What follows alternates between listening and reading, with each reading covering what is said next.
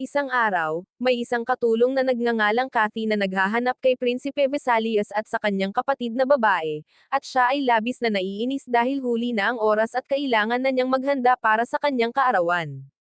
Kasabay nito, si Vesalius at ang kanyang kapatid na babae ay nagtatago sa loob ng aparador, at pumasok si Kathy sa isa sa mga servant na nagngangalang Gibo at tinanong siya tungkol kay Vesalius.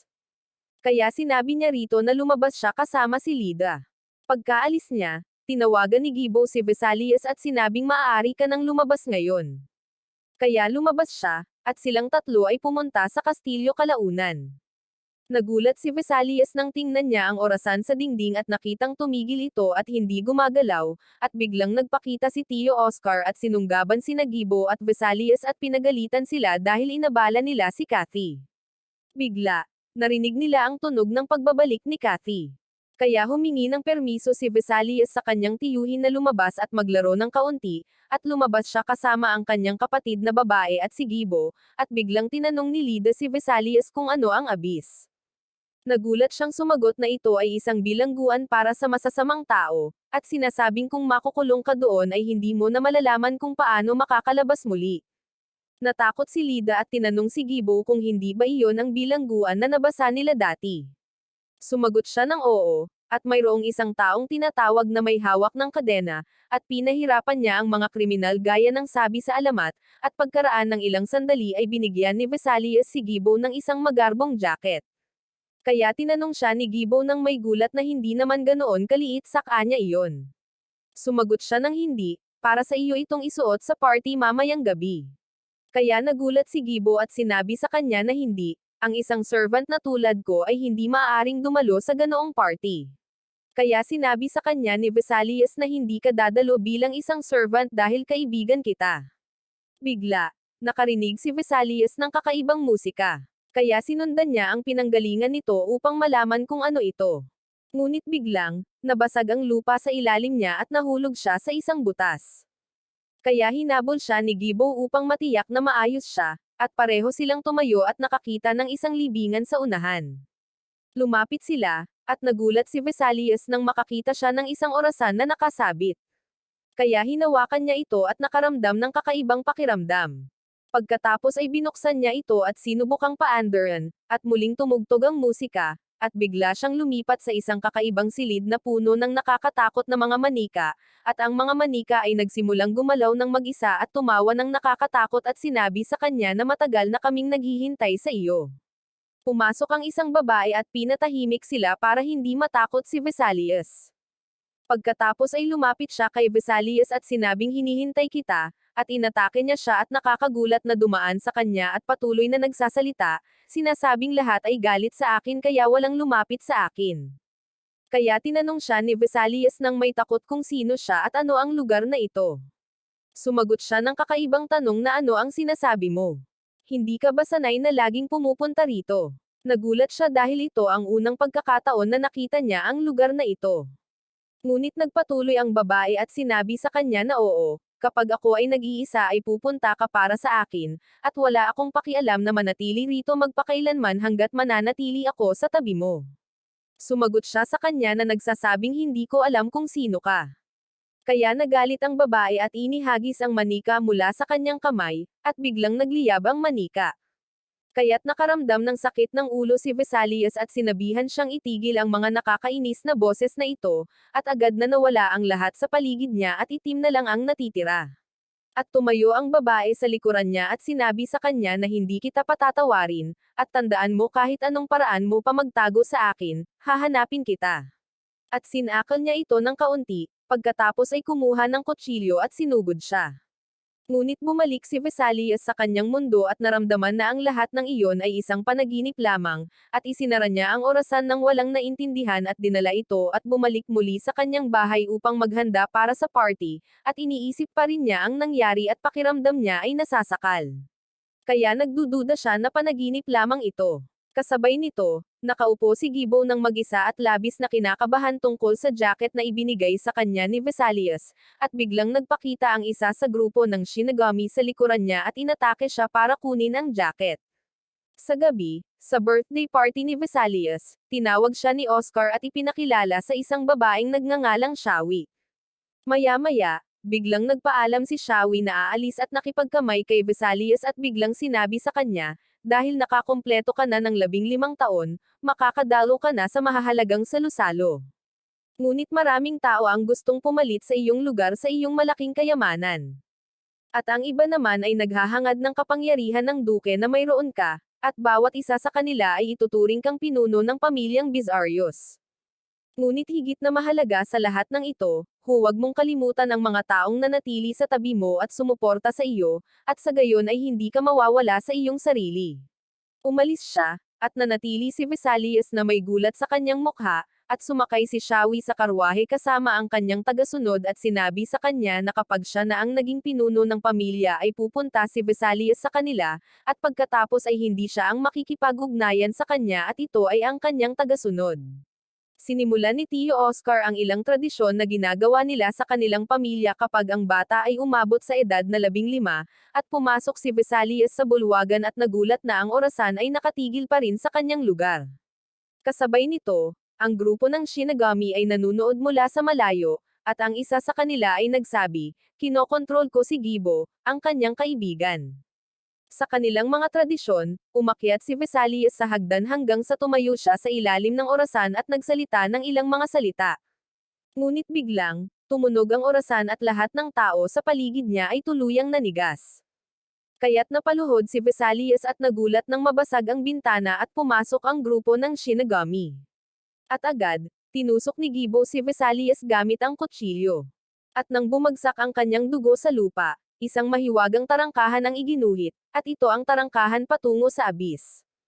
Bigla, ang kumokontrol kay Gibo ay lumuhod at sinabi sa kanila, nawalan ako ng kontrol sa kanya.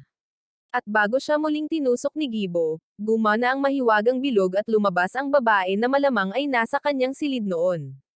Kaya tinanong siya ng Shinigami, pumunta ka ba para pigilan kami? Sumagot siya sa kanila, hindi, pumunta ako para kunin ang lalaking ito dahil akin siya. Sinabi nila sa kanya, imposible na pinapayagan ka naming kunin siya mula sa amin.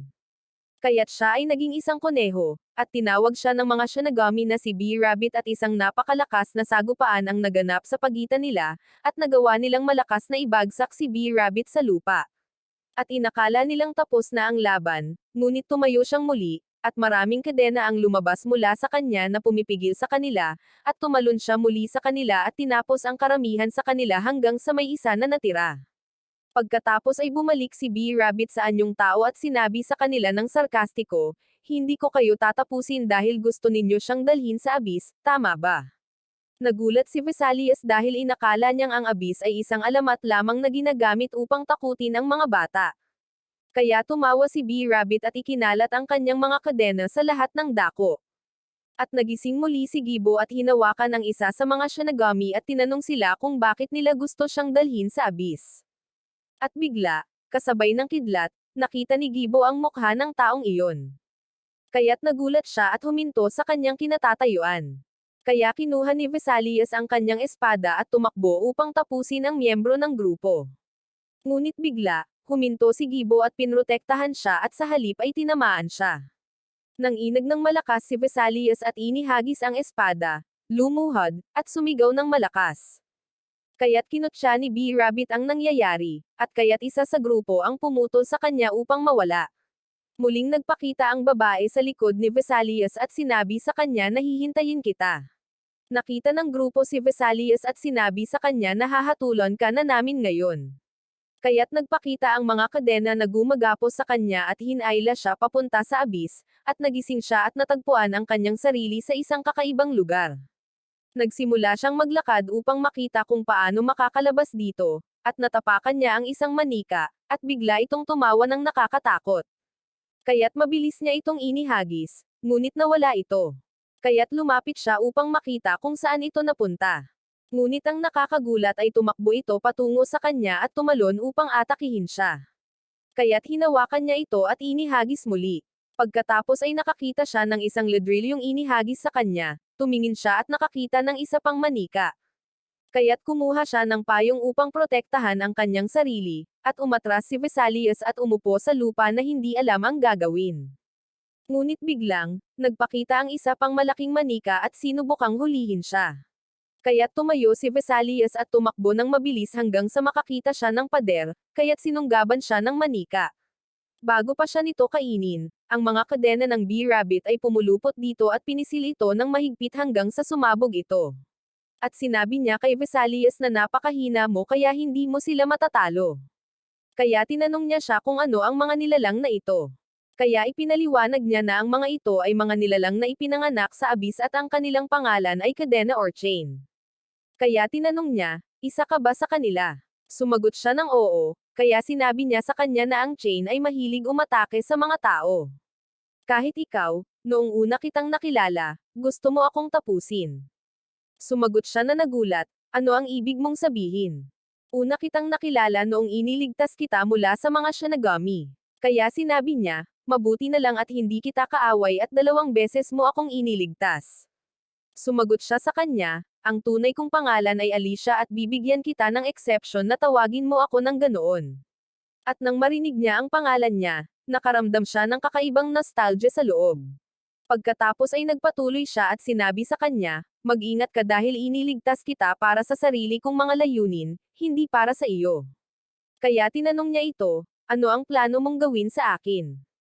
Sumagot ito, gusto kong umalis sa abis, kaya nga ako naghihintay sa isang taong katulad mo na makipagkontrata. Kaya laking gulat niya sa mga sinabi nito, at kinailangan nitong magpaliwanag. Kaya sinabi nito sa kanya, napansin mo sigurong hindi normal ang kulungang ito, dahil ang abis ay nasa ibang dimensyon sa mundo mo at para mabuksan ang isang gate para mailabas ako, kailangan kong makipagkontrata sa isang taong galing sa ibang mundo. At iniabot nito ang kamay sa kanya at sinabihan itong gawin ang kontrata, dapat mong tanggapin at sabihin ang tunay kong pangalan. At bago pa niya mailagay ang kamay nito sa kamay ng babae, bigla siyang nakarinig ng boses na nagbabala sa kanya. At si Vesalius ay inilipat ng kakaibang puwersa sa ibang lugar na nasa abis pa rin.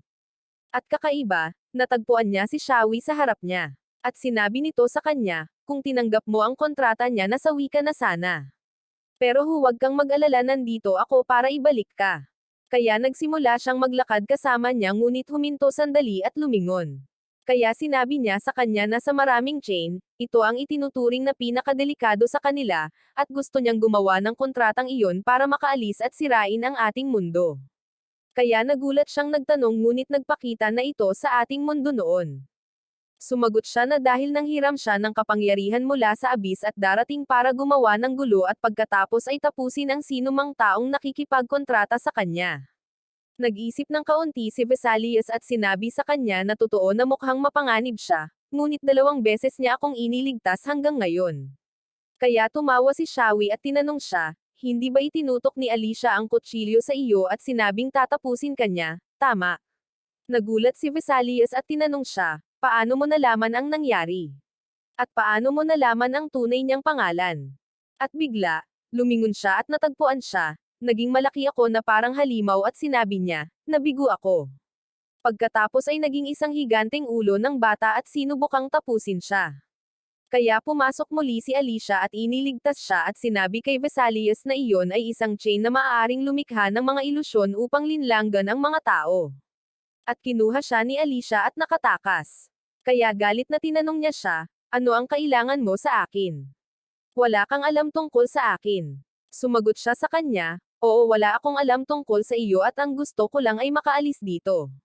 Pero narinig ko ang parehong musikang narinig mo at naramdaman kong nagpapaalala ito sa akin ng mga alaala.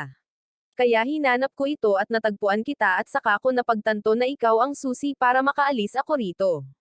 Bigla, muling nagpakita ang batang halimaw at itinali si Alicia at kakainin na siya. Kaya't ibinuka ni Vesalius ang bibig ng halimaw at sinabing makikipagkontrata ako sa iyo Alicia, at sa pamamagitan nito ay tinupad niya ang mga tuntunin ng kontrata. Kaya sumabog ang halimaw at pumasok si Alicia sa loob niya, at agad siyang lumabas mula sa abis patungo sa kanyang mundo at nagpakita sa harap ni Shawi, Brandon at Reggie. Nagulat si Brandon na nakalabas siya mula sa abis ng mag-isa pagkatapos ng maikling panahong ito. Kinabukasan ay nagising siya mula sa coma at nakita si Reggie sa harap niya na nagpapaalala sa kanya kay Gibo, at lumingon siya sa paligid at natagpuan si Shawi. Kaya naalala niya ang halimaw na nagkatawang tao. Kaya natakot siya at sinabi sa kanila na hindi na tayo muling malilinlang at sinubukang umalis sa lugar. Kaya tumawa si Brandon at sinabi sa kanya na iniisip mo pa rin na nasa abis ka. Nang mapagtanto niyang nasa totoong mundo na siya, tinanong niya sila tungkol kay Gibo at Lida at siniguro sa kanya ni Brandon na maayos naman sila. At pagkatapos ay dinalhan nila siya ng pagkain. Naupo si Vesalius at sinabi sa kanila na hindi ako makapaniwala na totoo pala ang abis. Ano nga ba ang abis?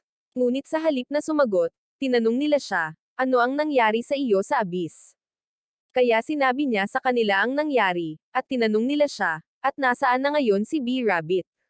Sinabi niya sa kanila, hindi ko alam at kinuha niya ang orasan na kanyang natagpuan at pinatugtog ang himig at sinabi sa kanila na naakit nito ang babae at iyon ang dahilan kung bakit niya ako natagpuan. Bigla, sinabi ni Brandon, wala na kaming ibang pagpipilian kundi ikulong ka. Kaya nagulat si Vesalius at tinanong siya ni Brandon, narinig mo na ba ang tungkol sa organisasyon ng Pandora? Sumagot siya, naaalala ko na parang pambansang seguridad ito at sinabi niya sa kanya, hindi, ito ay isang grupo na nagsasaliksik tungkol sa abis at lumulutas sa mga kaso nito, at ikaw ay dadaan sa tarangkahan na nag-uugnay sa mundong ito dito. At dahil doon, ang kabilang chain ay makakadaan din sa parehong tarangkahan at syempre, pagdating nila rito, kakailanganin nilang maghanap ng mga angkop na tao na matitirahan at tinatawag natin itong isang ilegal na kontrata. Kaya tinanong sila ni Vesalius, sino kayo? Kaya ipinakita nila sa kanya ang badge ng organisasyong Pandora, at sila ay mga miyembro nito. At biglang, narinig ni Vesalius ang boses ni Alicia sa kanyang isipan. At pinakuha niya ito ng kutsilyo, at kinuha ni Brandon si Vesalius at lumabas sila para ikulong siya. At bigla, hinailan niya ang kutsilyo at binitawan ang kanyang kamay at pinagbantaan sila na tatapusin niya si Shawi. Kaya napagtanto ni Brandon na ang gumagawa noon ay si B-Rabbit, hindi si Vesalius, at ang kakaiba ay sinabi niya sa kanya na natagalan bago ka nagpakita. Kaya naunawaan niya na sinusubukan siyang pukawin nito sa simula pa lang, at tinanong niya ito kung ano ang plano mo, pagkatapos ay sumagot siya na hindi mo kailangang malaman lumayo sa aking daan. Kaya sinabi niya sa kanya na hindi ko maaaring iwan ang isang mapanganib na chain na tulad mo, at ang kutsilyo ay lumipad mula sa kanyang kamay at itinulak siya nito. Pagkatapos ay gumawa siya ng isang mahiwagang bilog sa ilalim niya upang idiin siya sa lugar at hinampas niya ang katawan ni Vesalius gamit ang isang mahiwagang patpat. Kaya lumabas si Alicia mula sa kanya at tinanong niya ito, nasaan yung tao ka dahil naselyuhan ang iyong kapangyarihan, tama ba? Nagulat si Vesalius sa sinabi niya. Kaya sinabi niya sa kanya, mayroon siyang napakalaking kapangyarihan at kung hindi ka mag-iingat, unti-unti kanyang kakainin at tatapusin sa huli. At isa pa, hindi mo ba napapansin na siya lang ang chain na may anyong tao?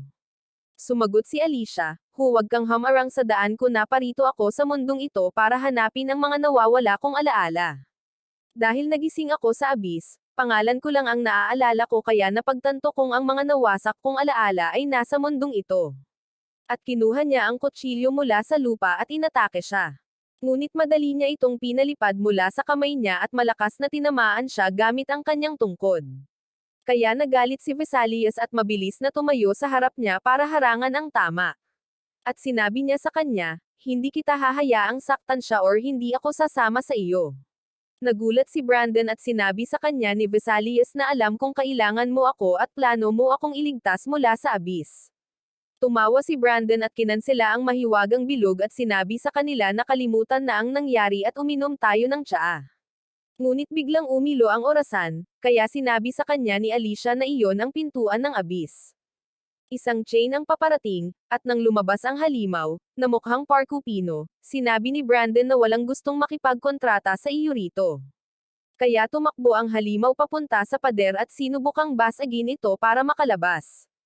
Kaya hiniling ni Brandon kay Reggie na paganahin ang kapangyarihan ni Alicia, kaya hinawakan ni Reggie si Vesalius at ginamit ang kanyang kakayahan dito. Kaya isang mahiwagang bilog ang lumabas mula sa kanya, na nagpapagana sa enerhiya ni Alicia. Kaya naging kuneho siya at itinali ang halimaw gamit ang mga kadena at mabilis itong hinampas gamit ang karit. Kaya nahulog ang orasan mula sa halimaw, at sabay na tumakbo sina Vesalius at Alicia at sinunggaban ito, at biglang nagpakita ang isang alaala ni Alicia, at pagkatapos ay natagpuan ni Vesalius ang sarili sa harap ng isang kakaibang pinto, at sa loob ay may nakatayong nagsabi sa kanya na hinihintay kita. Mayroon ka ng isang alaala, ngunit kailangan mong kolektahin ang natitirang mga alaala niya sa lalong madaling panahon upang mahanap ang sagot na gusto mo. Bumalik muli si Vesalius at nakitang umiiyak si Alicia, at labis siyang natuwa na nabawi niya ang isa sa kanyang mga alaala.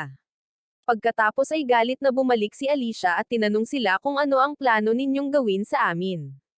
Kaya sinabi ni Brandon sa kanila na diretso na ako sa punto. Gusto naming maging mga nasasakupan namin kayo sa Pandora. Kaya nagulat silang dalawa, at nagpatuloy si Brandon na kasalukuyan silang nakatalagang imbestigahan ang mga miyembro ng Baskerville, ang mga nagtapon kay Vesalius sa abyss. At ang dahilan kung bakit namin kayo gustong ilabas ay dahil alam namin ang ibig sabihin ng Baskerville, at mas mabuting huwag na kayong umuwi dahil kung alam nila sila sasaktan nila ang mga nakatira sa inyo, at dahil iniisip nilang nasawi kayo roon, huwag ninyong sabihin kahit kanino na buhay kayo.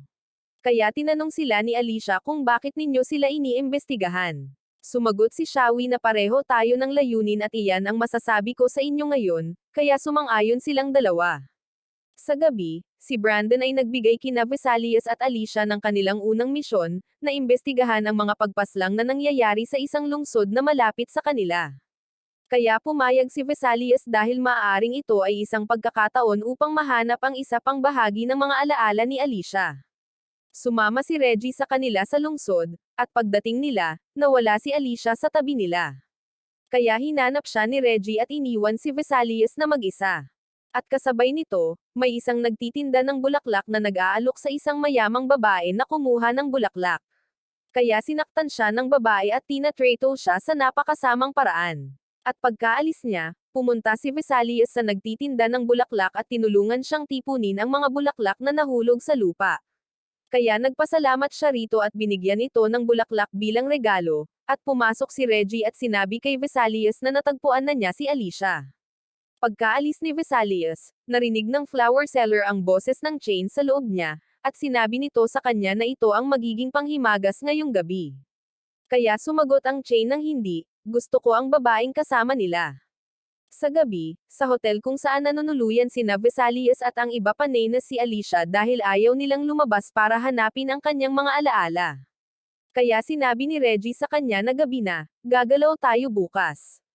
At tinanong siya ni Vesalius kung bakit pumapaslang ng mga tao ang mga ilegal na kontratista at bakit sila nakikipagkontrata sa Chain.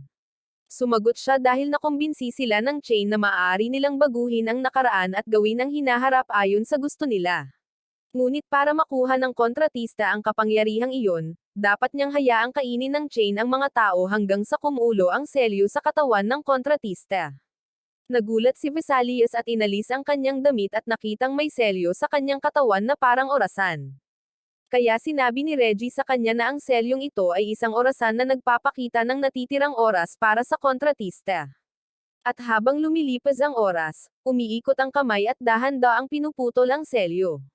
At tiningnan ni Reggie si Alicia at natagpuan itong natutulog, kaya bumaba siya para mangalap ng impormasyon. Kasabay nito, ang nagtitinda ng bulaklak ay nasa mansyon ng babaeng nagmalasakit sa kanya at pumaslang sa lahat ng tao rito bilang parusa. At ang Chain sa loob niya ay nagpakita at sinabi sa kanya, hindi pa sapat ang mga ito, gusto kong kainin ang Chain na nakita natin noong umaga. Kaya't inatake nila ang hotel kung saan naroon si Alicia at hindi nila siya natagpuan sa kama. At si Alicia ay nakatayo sa likuran nila at pinupukaw ang umaatakeng Chain, sinasabi rito napakahina mo. Nagalit ang Chain at mabilis na tumakbo palayo si Alicia, at biglang nabangga niya si Vesalius habang tumatakbo ito. Ngunit ang Chain ay nasa likuran niya kaya tumakbo silang lahat, at bumagsak si Alicia sa lupa. Kaya tumakbo si Vesalius upang iligtas siya, at pinyonan ni Reggie ang Chain upang pigilan ito. Nakita ni Vesalius ang nagtitinda ng bulaklak at nagulat at napansin ni Reggie na kompleto na ang kanyang selyo. Kaya't pinigilan niya si Vesalius na lumapit sa kanya at biglang, isang gate ang bumukas sa ilalim ng babae, at hindi niya maintindihan ang nangyayari sa kanya, at sinimulang hilahin ng gate ang kanyang Chain. Kaya't hinawakan niya ito upang makapasok sa gate kasama niya at sumigaw ang dalaga sa takot, at tumakbo si Vesalius papunta sa kanya upang iligtas siya. Ngunit bago pa niya mahawakan ang kamay nito, mabilis siyang hinailan ni Reggie palayo, at pumasok ito sa gate dala ang chain. At kinabukasan habang papunta sila, tinanong ni Alicia si Reggie na ang gate na bumukas ay isang gate patungo sa abyss, tama ba? Sumagot siya ng oo. Kapag natapos na ang mga kamay ng selyo, bababa ang kontratiste sa abyss. Kaya galit na tanong niya sa kanya, kung gayon ano ang mangyayari kay Vesalius. Sinabi niya sa kanya, hindi pa gumagalaw ang mga kamay ng orasan niya, ngunit tiyak na gagalaw ang mga ito. Galit na binato siya ng unan at tinanong siya, bakit hindi mo sinabi sa akin ito noon? Kaya galit na tanong niya sa kanya, at paano mo hindi man lang alam ang resulta ng pagpirma sa kontrata? Sumagot siya, hindi niya alam at si Vesalius talaga ang unang taong nakipagkontrata sa akin. Kaya tinanong niya siya, paano kung gayon? Paano naman ang lahat ng malupit na bagay na ginawa mo noong ikaw ay B-Rabbit? Sumagot siya, nagulat ka, ano ang sinasabi mo? Hindi pa ako nakakain ng tao dati, kahit isang beses. At tinanong niya ito, may paraan ba para matanggal ang selyo sa kanya? Sinabi niya rito na ang pinakamadaling paraan ay kanselahin ang kontrata sa pagitan nyo, ibig sabihin ay tatapusin ka namin. Kaya nagalit ito sa kanya at sinabing imposible. Pagdating nila sa bahay, tinanong ni Shawi si Vesalius, ano ang plano mong gawin? Sinabi niya rito, gusto kong pumunta sa mansyon kung saan ginanap ang kaarawan ko at siguro may makikita tayong matutuklasan tungkol sa mga alaala ni Alicia. At pagdating nila sa mansyon, nagulat si Vesalius sa masamang kalagayan nito, kahit nakamakailan lang itong ni-renovate. Kaya sinabi ni Reggie sa kanya na ang lugar na ito ay nasa ilalim ng kontrol ng Pandora simula nang mangyari ang insidente rito, at sa tingin ko ay may ilang problema sa loob, kaya papasok ako para tingnan kung ano ang nangyayari, at ikaw naman ang manatili sa labas. Habang naglalakad siya, sinabi ni Vesalius sa sarili na si Reggie ay mukhang parehong kakaiba kay Gibo. Kaya nagising si Alicia at tinanong kung sino si Gibo, ang batang may itim na buhok. Sumagot siya ng oo, at umupo silang magkasama sa hardin, at ikinwento niya sa kanya ang tungkol sa araw na dinala ng kanyang tiyuhin na si Oscar si Gibo sa mansyon at sinabing magiging servant niya ito. At pagkatapos ay nadapa si Gibo sa isang mesa at kaya may isang plorera na malapit nang mahulog sa kanya, ngunit mabilis siyang iniligtas ni Vesalius. At mula noon, naging magkaibigan sila at nangako si Gibo na paprotektahan niya ito magpakailanman.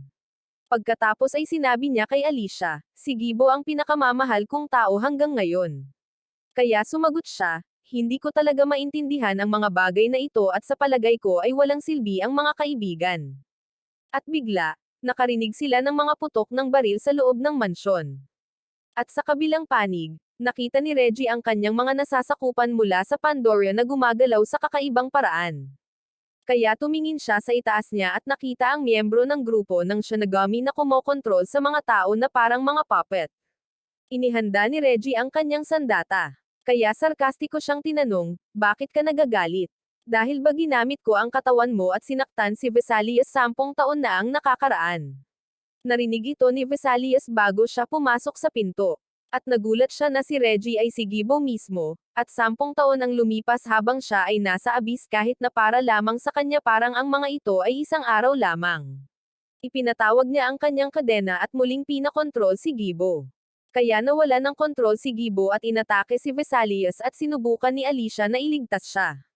Kaya inatake rin siya nito at sinabi sa kanya ng miyembro ng grupo, naaawa ako sa iyo matapos kang gumawa ng kontrata gamit ang susi ng pagkontrol sa abyss, at sa huli ay kukunin ko ito sa iyo. Kaya tinanong siya ni Alicia, ano ang ibig mong sabihin sa susi ng pagkontrol sa abyss? Sumagot siya, delikado ang lalaking ito sa Baskerville at hindi natin siya maaaring iwan sa mundong ito. Patuloy siyang inaatake ni Gibo at nagtataka si Vesalius kung bakit hindi sinabi sa kanya ni Gibo na 10 taon na ang lumipas, at sinubukan niyang itulak si Gibo palayo sa kanya, at biglang bumukas ang kanyang damit. Kaya nakita ni Vesalius ang marka ng tama ng espada na ibinigay niya sa kanya ng labag sa kanyang kalooban. Kaya inilagay ni Vesalius ang kanyang kamay sa gatilyo ng baril ni Gibo. Nabalik sa kanyang katinoan si Gibo at naalala ang ipinangako niya kay Vesalius na paprotektahan niya ito magpakailanman. At bigla, pinaputukan niya ang miyembro ng grupo. Kaya umatras ang chain nito, at tumalon ang babae palayo sa kanila. Kaya pinaputukan siya ni Gibo, ngunit naubusan ng bala kaya nakatakas siya mula sa kanila. Pagkatapos noon, sinigawan ni Gibo si Vesalius dahil malapit na itong magpakasawi. Kaya ayon sa kanya, syempre, hindi ko gagawin iyon at sigurado akong pipigilan mo ang iyong sarili. Sumagot siya, hindi na ako ang Gibo na alam mo, ang buong pangalan ko ay Gibo Nightray, at ito ay isang pamilya na hindi dapat makita kasama ng iyong pamilya, at kaya hinihiling ko sa iyo na huwag mo akong tretuhin tulad ng ginawa mo noon dahil wala akong karapatan at umalis siya at iniwan siya. Lumuhad si Vesalius at sinabi, bakit umabot sa puntong ito ang mga bagay-bagay? Pagkatapos ay tumayo siyang muli upang habulin siya at pinuntahan siya ni Vesalius sa puntod kung saan nila natagpuan ang orasan ng magkasama. At umupo si Vesalius na ginagamot ang kanyang mga sugat at ipinaalala sa kanya noong nahulog sila sa puntong ito 10 taon na ang nakalilipas. Pagkatapos noon, tinanong niya ito bakit mo itinago ang bagay na ito sa akin. Sumagot si Gibo na dahil ayaw niyang malaman niya ang pagbabagong nangyari sa kanya. Sarkastiko siyang tinanong ni Vesalius, at nasaan ang pagbabagong iyon? Dahil mas matangkad ka kaysa sa akin or dahil natuto kang gumamit ng baril? Ngunit hindi siya sinagot ni Gibo. Kaya nagpatuloy si Vesalius, normal lang sa loob ng 10 taon na ito na may mga nagbago, pero para sa akin ay hindi kagaanong nagbago. Ang patunay ay sa unang sandali na nagising ako, ikaw ang unang tao sa tabi ko at hindi mo sinira ang iyong pangako at nagtitiwala pa rin ako sa iyong mga salita hanggang ngayon. At kahit na isa ka sa mga Nightraymen ngayon, at kahit na masama ang relasyon ng aking pamilya sa kanila, mananatili kang Gibo sa akin. Kaya tumayo si Gibo at lumuhad sa harap niya at sinabi sa kanya, at hanggang ngayon ay gusto kong manatiling lingkod mo. Sa kabilang panig, si Alicia ay nakaupong mag-isa sa mansyon. At biglang may isa pang chain na nagpakita sa kanya at sinabing kahit anong mangyari ay mananatili kang mag-isa. Ang pangalan mo ay Alicia dahil ikaw ang itim na kuneho na may bahid ng dugo ang mga kamay, at pinutol sila ng tawag ni Vesalius. Kaya nawala ang chain at naramdaman ni Alicia na panaginip lang ito. Pagkatapos ay dinala niya ito kay Gibo at ikinwento ang nangyari sa nakalipas na 10 taon. Ngunit pagdating nila, biglang huminto si Alicia sa kanyang pwesto at may mga bulaklak na lumilipad sa harap niya. Kaya sinabi niya sa kanila na pakiramdam ko ay tinatawag ako ng mga punong ito, at biglang may isa pang alaala na nagpakita kay Alicia noong bata pa siya na tumatakbo papunta sa isang taong naghihintay sa kanya. Kaya nakilala ni Vesalius ang boses dahil ito rin ang boses na nagsabi sa kanya na hanapin ang mga alaala ni Alicia kung gusto mong malaman ang sagot sa iyong tanong. Biglang lumingon ang taong ito kay Vesalius at sinabing mag-ingat ka dahil binabantayan ka mula sa abis. At pagkatapos noon ay nakarinig sila ng mga kampana at lahat ng bagay sa paligid nila ay nabasag. At tumingin ang kakaibang lalaki kay Gibo at sinabing siguraduhin mong protektahan mo si Vesalius sa pagkakataong ito. Ang mundo sa kanilang paligid ay naging madilim at natagpuan nila sa harap nila ang chain na gumugulo kay Alicia. At itinali niya ito sa isang upuan at tumatawa. Kaya sinabi ni Gibo kay Vesalius na ang bagay na ito ang laging hinahanap ng Pandora at Baskerville, ngunit hindi ito ang tunay nitong anyo. At biglang lumapit ang chain na ito kay Vesalius at sinabi sa kanya na matagal na kitang hinihintay, halika at makipaglaro sa akin, marami akong inihandang manika. Galit na sagot ni Vesalius, hindi kita kilala at ang mahalaga ngayon ay pakawalan mo si Alicia. Kaya nagtanong siya nang nagtataka kung bakit dahil ang nilalang na ito ay isang chain at gusto kang tapusin. At bigla siyang tumingin kay Vesalius ng galit at umagos ang dugo mula sa kanyang mga mata sa kanyang mukha at tinanong siya kung bakit. Tumakbo si Gibo papunta sa kanya ngunit pinasabog niya ito ng kakaibang enerhiya. At nagpatuloy siya kay Vesalius at sinabi sa kanya na wala kang alam tungkol sa babaeng iyon. Bakit mo gustong manatili sa tabi niya? Hindi mo nga alam ang dahilan ng kanyang kapanganakan at hindi siya angkop para sa iyo ngunit ninakaw mo siya sa akin. Lumuhad si Vesalius at tumawa at sinabi sa kanya na tama ka, wala akong alam tungkol sa kanya, ngunit sa palagay ko ay hindi ko siya maaaring iwan dahil may isang bagay na pareho sa pagitan namin at dapat akong manatili sa kanya. Kaya nagalit siya at lumayo sa kanya at naglakad papunta kay Alicia. Lumaki ang kanyang katawan at inatake niya ito mula sa likuran. Mabilis na pinaputukan siya ni Gibo at sinabihan siya ni Vesalius na ayaw ko talagang maglaro ng mga manika. Kaya't ang madilim na mundo ay nasira at bumalik sila sa kanilang mundo. Kinabukasan, nagising si Vesalius at nakita niya si Gibo sa harap niya. Kaya sinabihan niya siya na nasa bahay ko ka na ngayon. Kaya mabilis na tumingin si Vesalius sa bintana at galit na sinabi sa kanya ni Gibo na ginamit tayo ni Brandon para ilabas ang kaaway, at sinabihan siya nang magising siya at binuhat siya at si Alicia at sinalubong si Brandon. At pagkatapos ay sinabihan siya ni Brandon, "Magaling Reggie. Salamat sa iyo, nilinaw natin ang maraming bagay na hindi natin alam." Kaya napagtanto ni Gibo na sinasadya niyang ipinadala si Vesalius para atakihin siya ng Baskerville. Bigla silang nakarinig ng mga tunog ng kabog sa kwarto ni Alicia at pumasok sila at nakita nilang biglang nagpakita si Brandon sa kanya. Pagkatapos noon ay lumabas siya at tinanong si Vesalius, "Ayaw mo bang malaman kung bakit hindi kami tumanda ni Shawi tulad ni Gibo?" Pagkatapos ay sinagot niya siya dahil kami lang dalawa ay mga kontratiste ngunit legal. Nagkontrata kami sa paraang inimbento ng Pandora at hindi tulad mo, ang aming selyo ay hindi nakikita. Ngunit paminsan-minsan ay may mga side effect na nangyayari tulad ng paghinto ng paglaki.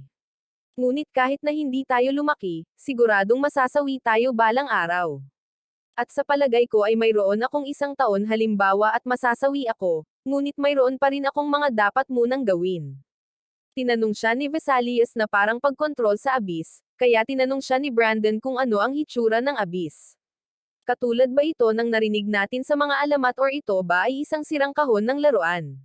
At sinabi niya sa kanya sa pangkalahatan na ito ang lugar kung saan ipinanganak ang chain at kaya naman gusto ito ng organisasyon at ang iyong pag-iral ay napakahalaga upang maisakatuparan natin ang misyong ito at dahil hinahabol ka ng Baskerville, tiyak na ikaw ang susi. Tinanong siya ni Alicia kung ano ang ibig niyang sabihin.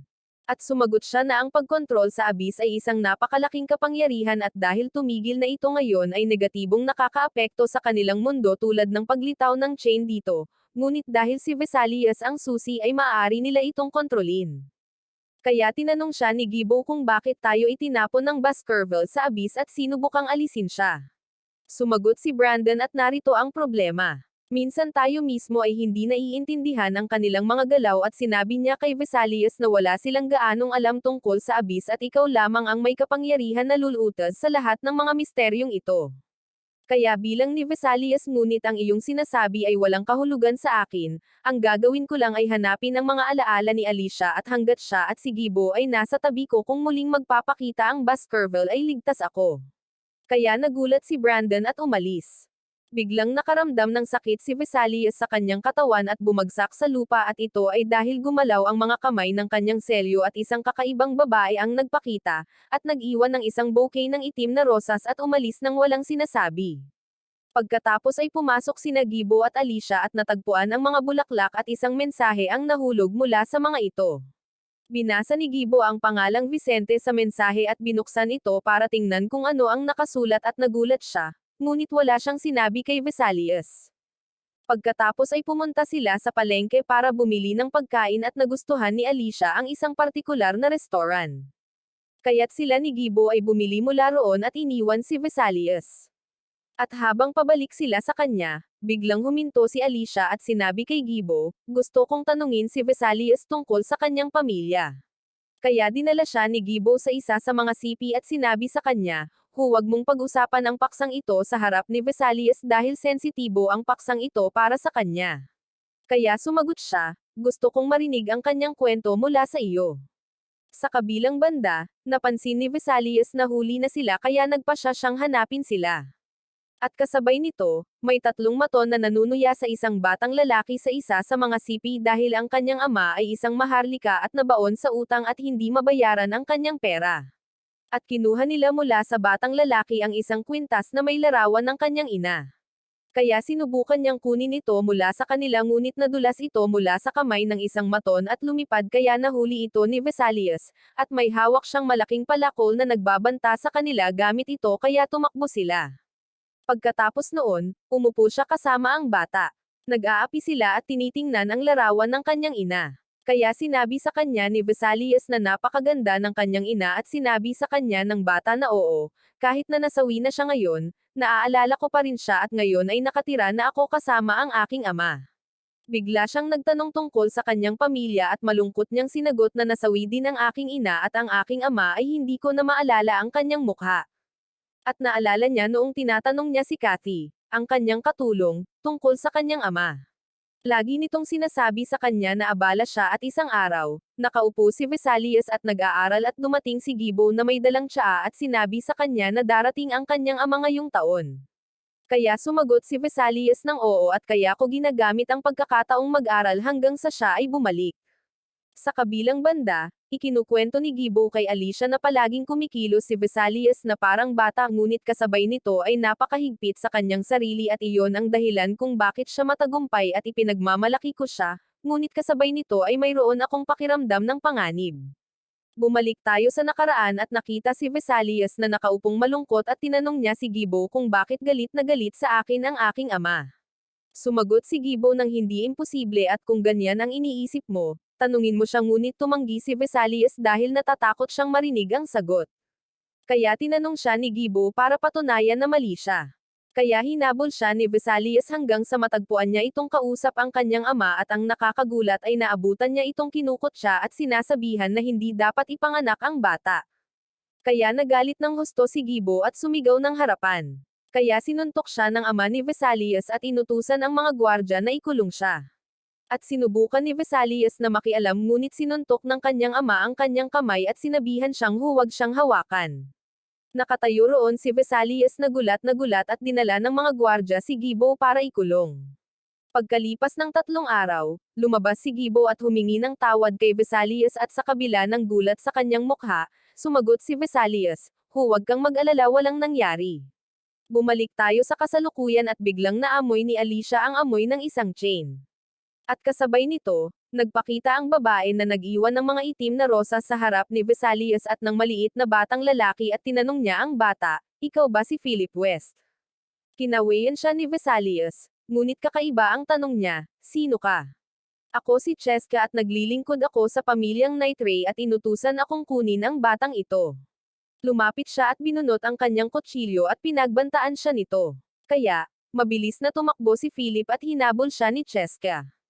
Kaya, sinunggaban siya ni Vesalius at itinaas niya muli ang sandata sa kanya, ngunit nakita niya ang sombrero ni Gibo na kasama niya.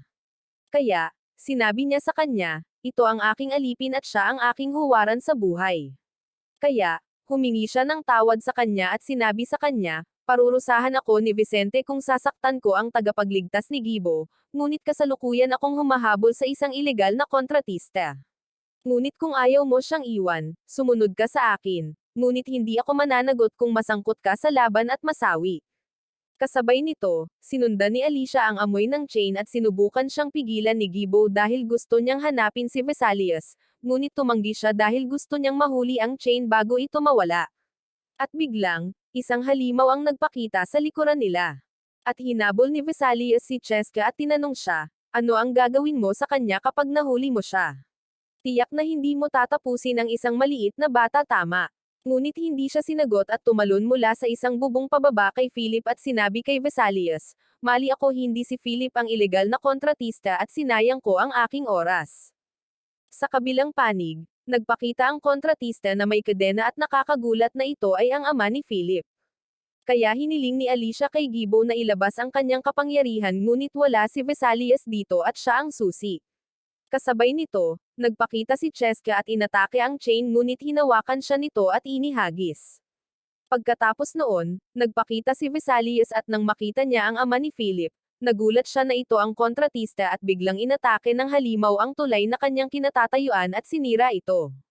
Kaya mabilis siyang iniligtas ni Gibo at pinakawalan ang kapangyarihan ni Alicia. Nagbagong anyo si Alicia bilang B-Rabbit at hiniwa ang katawan ng chain at napansin na ang pinsalang nangyayari sa chain ay nakakaapekto rin sa kontratista. Kaya nilapitan niya si Alicia at sinubukang pigilan ito, ngunit inatake ng chain si Alicia at nagalit ito at sinugod ito. Kaya naisip ni Vesalius kung paano niya ito kokontrolan para pigilan siya at biglang may narinig siyang boses sa kanyang ulo na nagsasabi sa kanya na may kapangyarihan kang kontrolin siya. Kaya sinigawan siya ni Vesalius na huminto, Kaya bumalik si Alicia sa anyong tao at nakaramdam din ng malaking pressure na pumipigil sa kanya na gumalaw. At nilapitan ni Vesalius ang ama ni Philip at sinabi sa kanya na natuwa ako noong kinukwento niya sa akin ang tungkol sa iyo, bakit mo ginagawa ito? Bumunot siya ng baril at pinaputukan si Vesalius, ngunit walang bala ang tumama sa kanya. Kaya't sinigawan siya ni Vesalius at tinanong, bakit mo ginawa ang kontrata sa chain? Sumagot siya, dahil kay Philip syempre, kailangan kong baguhin ang nakaraan para hindi ko mawala ang lahat ng pera ng pamilya at hindi masawi ang kanyang ina. Nakaramdam ng selos si Vesalius dahil hindi siya kailanman naiisip ng kanyang ama. At galit niyang hinawakan ang damit ng ama ni Philip at sinabi rito, bakit wala ka sa tabi ni Philip? Hindi mo kailangang baguhin ang nakaraan at ang kailangan lang ng anak mo ay manatili ka sa kanya. At biglang nagising si Gibo at nakita ang ama ni Philip na nakatutok ang baril kay Vesalius. Kaya't hinugot ni Gibo ang kanyang baril at pinaputukan siya, na ikinasawi niya. Kaya't bumukas ang pintuan ng abis at kinaladkad ang chain at ang ama ni Philip. Labis na nagalit si Philip, at lumabas ang enerhiya mula sa kanya, at si Alicia ay naging isang kuneho. Kaya mabilis na tumakbo si Gibo para pigilan siya, at nang kumalma na si Vesalius, galit niyang tinanong si Gibo, bakit mo siya pinaputukan? Sumagot si Gibo, hindi ako ang nagpaputok at biglang nagpakita si Vicente at sinabi sa kanya, ako ang nagpaputok dahil tatapusin ka na niya sana. Pagkatapos noon, pumunta sila sa bahay ni Shawi, at labis na nagalit si Gibo dahil walang pakialam si Vesalius sa kanyang sarili at palaging inilalagay ang kanyang sarili sa panganib. Kaya nilapitan siya ni Shawi at sinabi sa kanya, naiintindihan kong natatakot ka para sa kanya, ngunit may mas mahahalagang bagay na kailangan mong pag-usapan sa kanya. Ngayon sa kabilang panig, si Vesalius ay nakaupong mag-isa sa kanyang silid at iniisip ang mga salita ng ama ni Philip na gusto niyang mapasaya ang kanyang anak sa anumang paraan, at naalala ang kanyang sariling ama nang sabihin nito sa kanya, sana hindi ka na lang ipinanganak. At pumasok si Alicia at sinabi sa kanya, nagulat, ito ang unang pagkakataon na nakita kitang ganito kagalit. Kaya malungkot siyang sumagot, ipinangako ko kay Philip na ibabalik ang kanyang ama sa kanya, ngunit wala na akong nagawa sa huli. Sinubukan niya siyang aliwin at sinabi sa kanya na wala nang magagawa pa. Malungkot siyang sumagot, ngunit hindi ko tinupad ang aking pangako, at sa tuwing naaalala ko si Philip, ako ang unang nakakaramdam na nag-iisa siya at naghihintay sa kanyang ama. Sinabi niya sa kanya na naiintindihan ko ang nararamdaman mo dahil matagal ko ring naramdaman ang kalungkutan. Pagkatapos ay tinanong niya ito tungkol kay Vicente dahil may nararamdaman siyang masama para sa kanya. At pumasok si Gibo at sinabi sa kanya na siya ang kanyang nakababatang kapatid. At sinimulan niyang ikwento na 10 taon na ang nakalilipas, nang pumasok si Vesalius sa abis, inampun siya ng pamilya Nitre, at iyon ay upang makuha niya ang pinakamalaking ari-arian ng pamilya, na siyang Chain Raven. Sa kaarawan ng itapon si Vesalius sa abis, kinailangan ni Gibo na tumakas papunta sa kagubatan habang umiiyak at hindi alam ang gagawin. At sa oras na iyon, nakilala niya si Brandon, na nagsabi sa kanya na ang kanyang nakababatang kapatid ay nasa bahay ng pamilya Nitre at hinahanap siya nito. Kaya sumagot si Gibo, hindi mo ba alam na ang Nitre ang pinakamatinding kaaway ng pamilya Bizarius? Sinabi sa kanya ni Brandon na komplikado ang bagay na ito at mali ang pagkakaintindi mo sa relasyon sa pagitan ng dalawang pamilya. Ngunit iginiit ni Gibo na hindi niya pagtataksilan ang Bizarius. Kaya tinukso siya ni Brandon sa ideya na kung kukunin niya ang kapangyarihan ng pamilya Nitre, may iligtas niya si Vesalius mula sa abis. Kaya mabilis na lumingon si Gibo, at sinabi sa kanya ni Brandon na may nakakatakot na tingin, basta't ganoon kahalaga ang iyong sarili, gamitin ang anumang kagamitang makikita mo sa harap mo upang makamit ang gusto mo. At kung gagawin mo ang aking hinihiling, tutulungan kita. Kaya tinanong siya ni Gibo, ano ang gusto mo? Sumagot siya, gusto kong malaman ang mga kilos ng pamilyang Nitre. Sumang-ayon si Gibo at sumama sa kanya sa bahay ng pamilyang Nitre. At nang makita niya ang kanyang kapatid, nakaramdam siya ng psikolohikal na pagkabigla at hinailan niya ang kanyang kamay mula sa kanya, ngunit penyonatag siya ng kanyang kapatid at niyakap siya. At mula rito, nagsimula ang kanyang bagong buhay kasama si Vicente at ang pamilyang Nitre. Pagkalipas ng ilang sandali, tinanong ni Gibo ang kanyang kapatid tungkol kay Reggie. Kaya dinala siya ni Vicente sa underground vault at habang papunta sila, sinabi ni Vicente sa kanya, "Nagulat ako na kilala mo si Reggie." Sumagot si Gibo, "May mga chismis lang akong narinig." Nagpatuloy si Vicente, sinasabing ang bawat isa sa apat na duke ay may nakakatakot na halimaw na nakatira kasama nila at tinanong niya si Gibo, "Alam mo ba ang kwento ng apat na duke?" Sumagot siya, 100 taon na ang nakalilipas, sila ay mga bayani na nagpoprotekta sa bansang ito. Sinabi niya sa kanya, "Tama, pero hindi iyon ang problema. Ang dahilan kung bakit pinoprotektahan ng apat na duke ang maharlikang uri ay dahil mayroon silang gate na tumatawag sa mga sandata ng chain." Nang mahawakan ni Gibo ang gate, lahat ng nasa paligid niya ay nauwi sa kadiliman at nagpatuloy si Vicente sa pagsasabing, ang apat na duke na nagmamay-ari ng mga gate na ito ay nagtayo ng isang organisasyon na tinatawag na Pandora upang magsagawa ng pananaliksik sa abis at sa mga ilegal na kontratista at upang bantayan din ang kapangyarihan ng isa't isa. At biglang, isang malaking halimaw ang nagpakita sa harap ni Gibo. Kaya sinunggaban siya ni Vicente at hinayla mula sa abis bago siya nito lamunin. Sinabi niya sa kanya, si Reggie ay may kapangyarihang lumikha ng landas patungo sa kalaliman at kung makakakontrata ka sa kanya, maaari mong ibalik sa iyo ang isang mahalagang tao mula sa abis. Kaya nagpasya si Gibo sa kanyang sarili na dapat niyang gawin iyon upang iligtas si Vesalius anuman ang mangyari. At naalala niya noong sinabi sa kanya ni Gibo na ang ugnayan sa pagitan ng Night Ray at Bizarrios ay parang ugnayan sa pagitan ng liwanag at kadiliman. Kaya ang pamilyang Bizarrios ay mga bayani 100 taon na ang nakalilipas, hindi tulad ng Night Ray na mga traidor at mapaghinala, kaya naman nakatanggap si Night Ray ng mga simpleng misyon, at kapag naging anak ka na nila, mababahirin ng dugo ang iyong mga kamay. Ngunit noong panahong iyon, wala nang pakialam si Gibo tungkol doon basta't ililigtas niya si Vesalius. At nang matapos niya ang kwento, nalaman niyang nakatulog na sina Vesalius at Alicia. Kinabukasan, isinama ni Gibo sina Vesalius at Alicia at bumalik sila sa lungsod kung saan sila naruroon dahil nawala niya ang kanyang sombrero doon. Natagpuan nila ang kanilang sarili sa isang paligsahan na nakaharap sa 3 kakaibang tao. Kaya, tinanong ni Gibo si Vesalius, "Paano tayo nakarating dito?"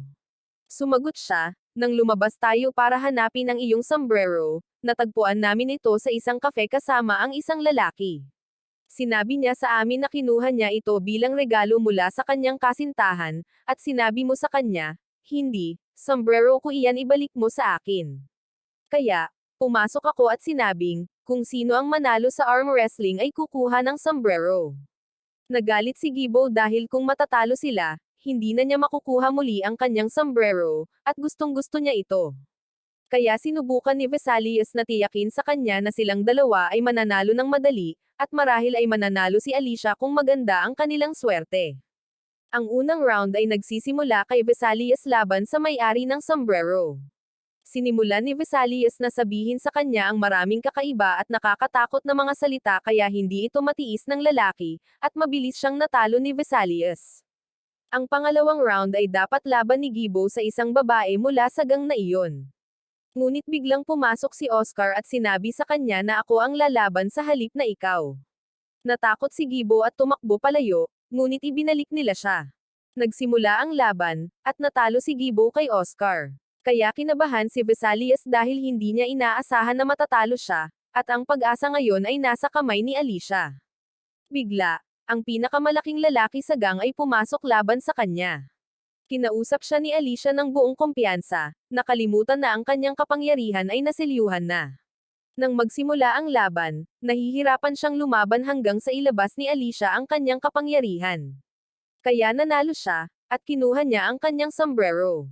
Pagkatapos ng mga laban na ito, kinita ni Oscar si Vesalius pagkatapos ng napakatagal na panahon at binati ito, at humingi ng tawad si Gibo kay Oscar para sa pagtataksil sa pamilyang Bizarrios.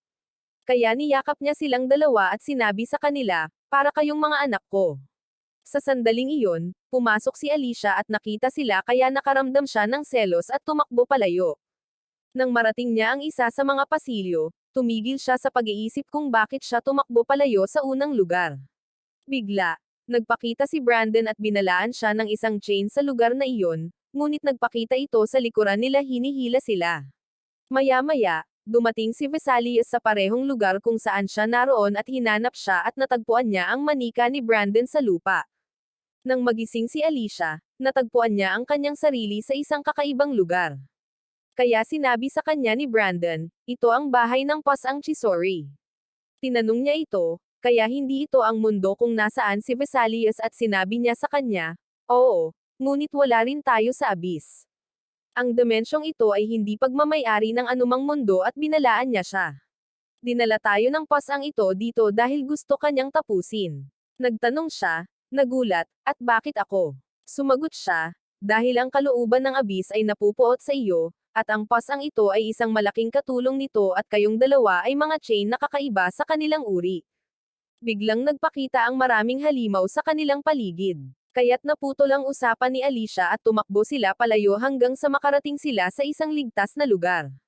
Kaya tinanong siya ni Alicia, ano ang ibig mong sabihin noong sinabi mong ako at ang pasang ito ay kakaiba sa aming uri, ano nga ba ang alam mo tungkol sa akin? Tinanong siya nito, kahit na may kontrata ka sa isang tao, gusto mo pa rin kumain ng tao, di ba? Sumagot ito, hindi kailanman at hindi ko pa naramdaman na gusto kong kumain ng tao noon. Sinabi niya sa kanya, noong una, akala ko ito ay isang prinsipyong pumipigil sa iyo na kumain ng mga tao ngunit ngayon naunawaan ko na hindi mo kailangang kumain ng mga tao, tulad ng Pasang Chisori. Tama, hindi siya naghahanap ng kontratista dahil ang pinakamahalagang bagay para sa kanya ay ang manatili lamang dito, at iyon ang dahilan kung bakit hindi niya kailangang pumunta sa ating mundo, at kahit paano mo ikumpara ang iyong sarili at kay Chisori sa iba pang mga chain, matutuklasan mong ibang-iba ka, at iyon ang dahilan kung bakit dapat tayong maging malapit sa kagustuhan ng abyss. Tinanong niya siya, kaya sa madaling salita, pumunta ka rito upang kumuha ng impormasyon tungkol sa kagustuhan ng abyss mula kay Chisori. Sinabi niya sa kanya, oo tama ka. Pagkatapos ay pumasok sila sa isang pinto, at biglang nakaramdam ng takot si Alicia. Napagtanto niya na hindi lahat ng alaala na kanyang matatagpuan ay magiging maganda tulad ng mga nahanap niya noon. Bigla, naramdaman niya ang abyss na nagsasalita sa kanyang ulo at tinanong siya kung bakit mo gustong hanapin ang iyong mga alaala. Sumagot si Alicia nang may takot, dahil gusto kong malaman ang dahilan ng aking pag-iral. Tinanong siya ng abyss kung bakit mo sila nakalimutan kung mahalaga sila sa iyo. Hinawakan siya ni Brandon at tinanong kung ano iyon. Nakawala siya sa kanya at tumakbo habang sumisigaw. Bago siya tumakbo habol sa kanya, may nakita siyang kamay na humahawak sa kanya. Lumingon siya gamit ang espada para hampasin ang humawak sa kanya at ang gulat niya ay natagpuan niya ang sarili sa harap niya. Pagkatapos ay hinailan niya ito papasok sa salamin. Kasabay nito, nasa bahay ni Shawi si Vesalius at nalaman niya mula sa kanya na sina Alicia at Brandon ay nasa bahay ni Chisori. Kaya nagpa siya si Vesalius na habulin si Alicia, at sinubukan siyang pigilan ni Gibo dahil napakadelikado ng lugar doon. Ngunit nagpumilit si Vesalius na pumunta at sinabi sa kanya na siguradong naiwan ni Brandon ang kanyang manika doon kaya pupunta tayo kay Shawi at ibibigay niya sa atin ang mga detalye at tutulungan natin siya. Kaya binuksan niya ang isang gate para sa kanila gamit ang kanyang kadena at sinabi sa kanila na inilagay ko ang aking chain skin sa anino ni Brandon kaya gagamitin ko ito para magbukas ng daan para sa iyo. Tumalon sila papasok sa gate, at pagkatapos noon ay nagising sa mundo ni Chisori. Kinausap siya ni Shawi mula sa kanyang anino, at tinanong siya ni Gibo kung bakit ka nasa anino ni Vesalius samantalang sinabi mong ang kadena mo ay nasa anino ni Brandon. Sinagot siya ni Shawi na dapat ay naroon ito, ngunit tila nawala ito noon pa, at sana ay hindi ito magdulot ng gulo. Ang pangalan ng chain ko ay Ekaz, at maaari itong sumanib sa anumang anino at maging isang link sa pagitan ng dalawang punto, at dahil nawalan ako ng koneksyon kay Brandon, tiyak na napunta siya sa isang kakaibang lugar, ngunit ang mahalaga ay narating mo ang kinakailangang lugar. Bigla, naramdaman ni Gibo na may aatake. Kaya mabilis niya itinulak si Vesalius, at nagpakita si Chisori sa harap nila at tinanong kung paano sila nakarating sa lugar na ito. Tinanong siya ni Vesalius kung ano ang nangyari kina Alicia at Brandon. Sumagot si Chisori na nakulong si Brandon sa isang salamin, at sa palagay ko ay nalulunod na siya sa kanyang mga alaala ngayon at mananatili siyang tulog. Tinanong siya ni Vesalius kung bakit niya sinalakay ang dalawang iyon. Sinabi niya sa kanya dahil sila ay mga kaaway ng kagustuhan ng Abyss, at naghanda siyang atakihin sila. Bigla, nakita ni Vesalius na nanigas si Gibo sa takot ng mapagtanto niyang pusa pala si Chisori. Sinamantala ni Chisori at inatake sila.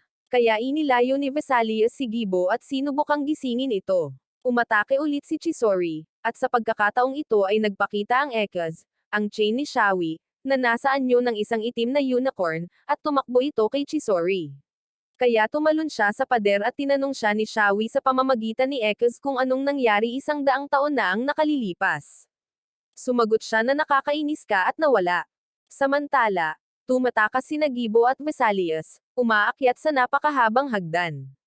Sa huli, nakita nila si Alicia sa unahan nila. Pinaputukan siya ni Gibo sa ulo dahil hindi ito ang tunay na Alicia.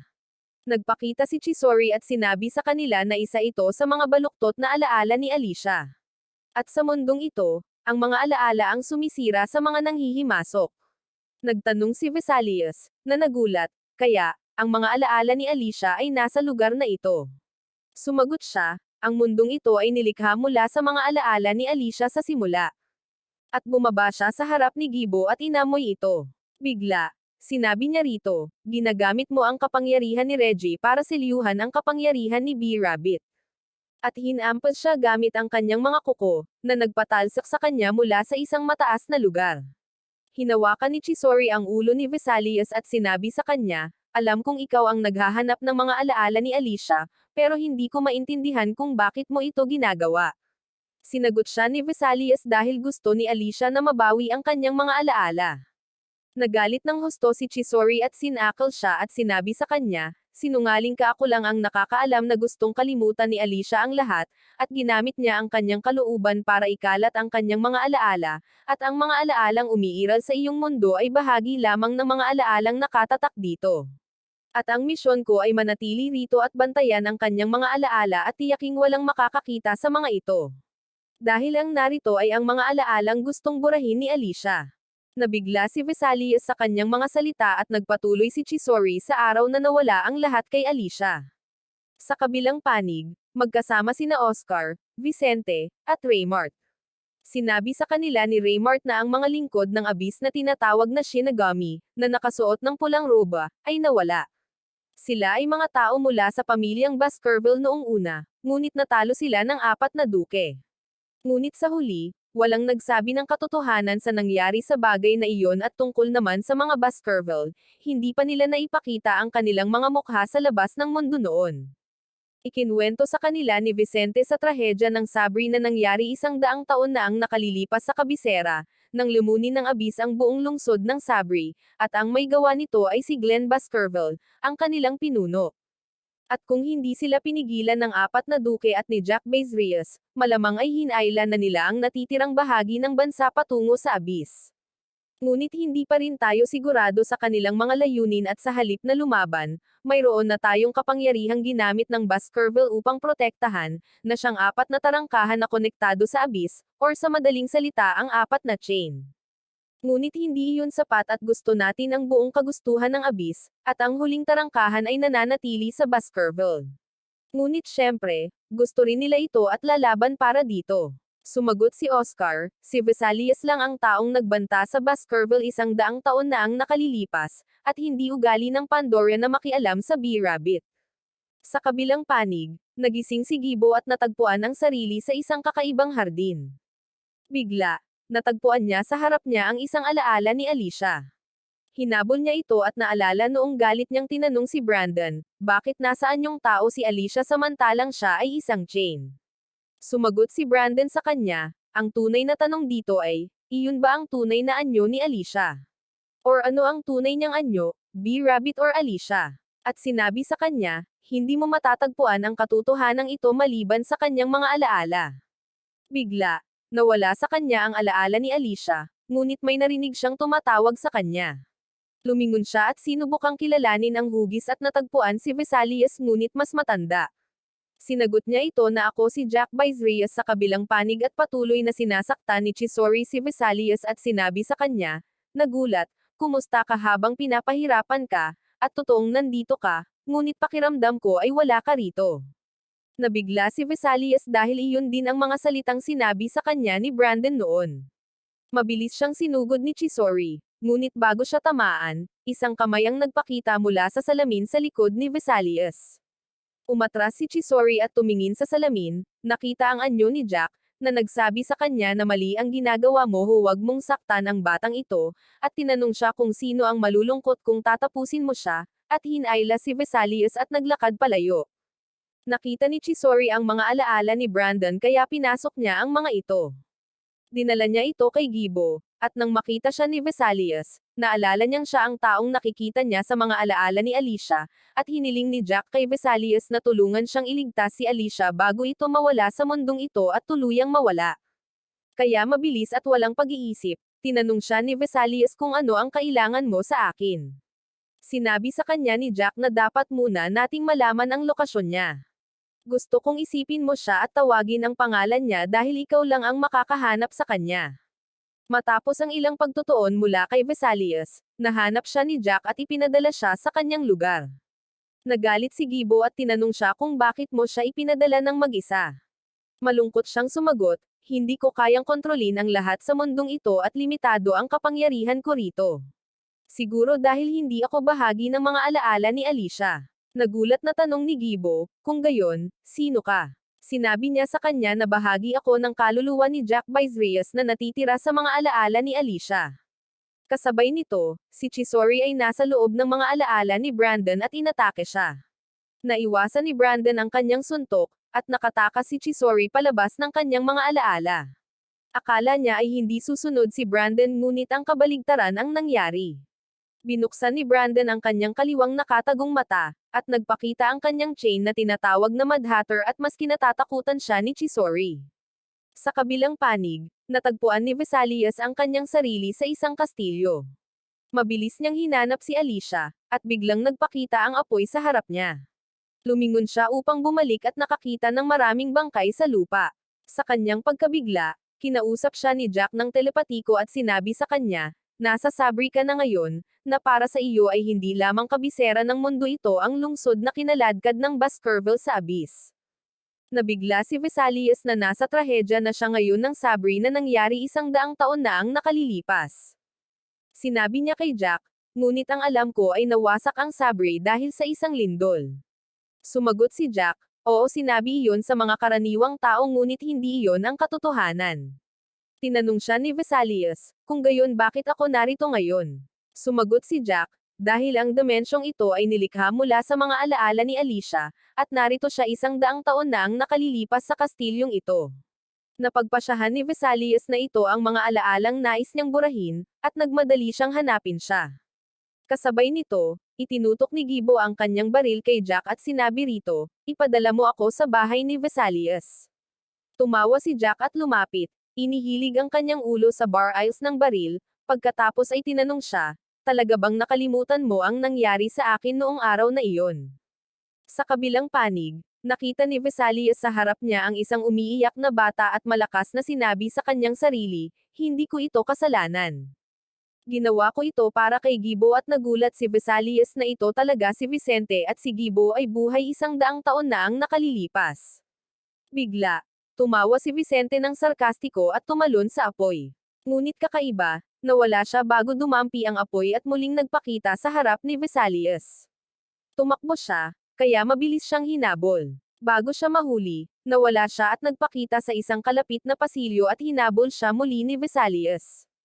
Pagkatapos ay huminto siya upang mag-isip at balikan ang mga pangyayari sa kanyang isipan at sinabing, 100 taon na ang nakalilipas, ang Sabri City ay kinaladkad sa abyss.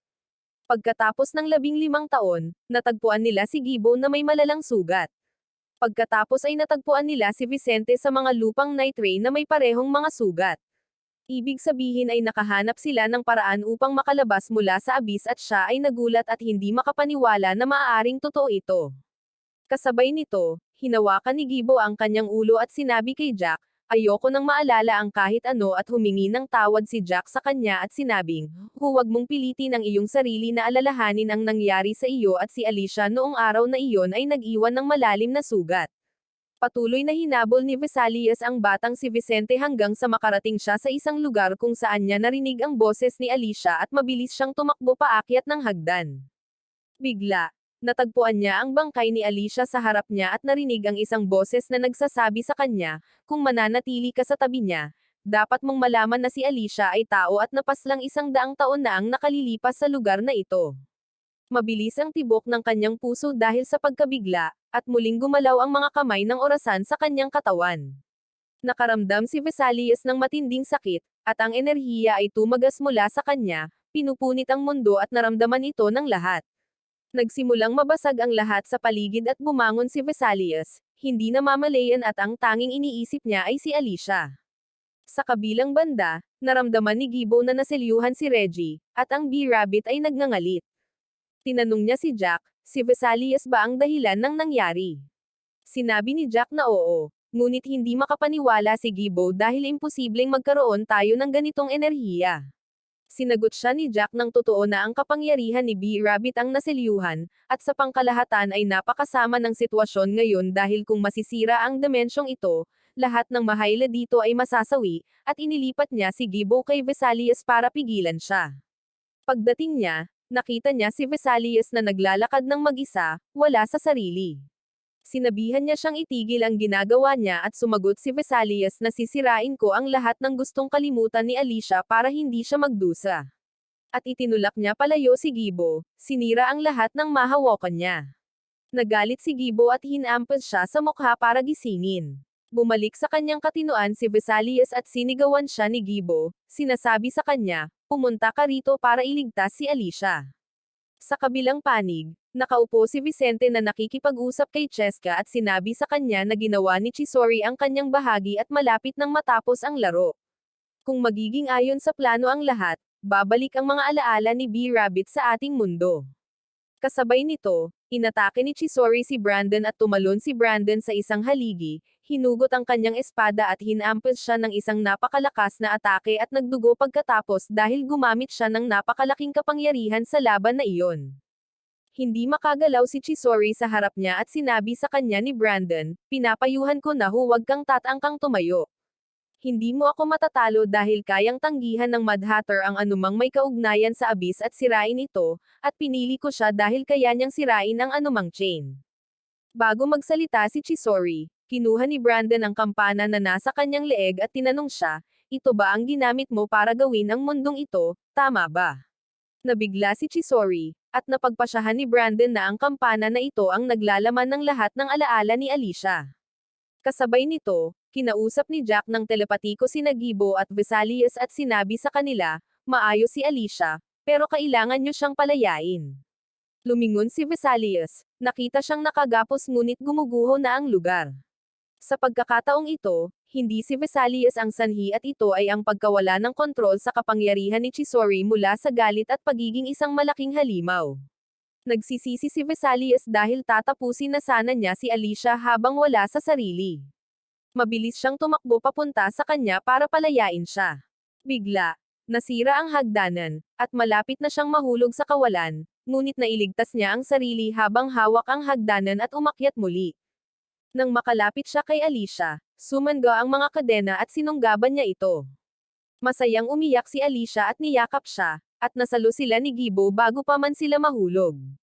Bigla, nagpakita si Chisori bilang isang halimaw, kaya nagulat si Vesalius at naalala ni Jack na sinabi sa kanya na ginagawa ni Chisori ang lahat ng ito dahil gusto niyang maging bayani at protektahan ang mga mahahalaga sa kanya.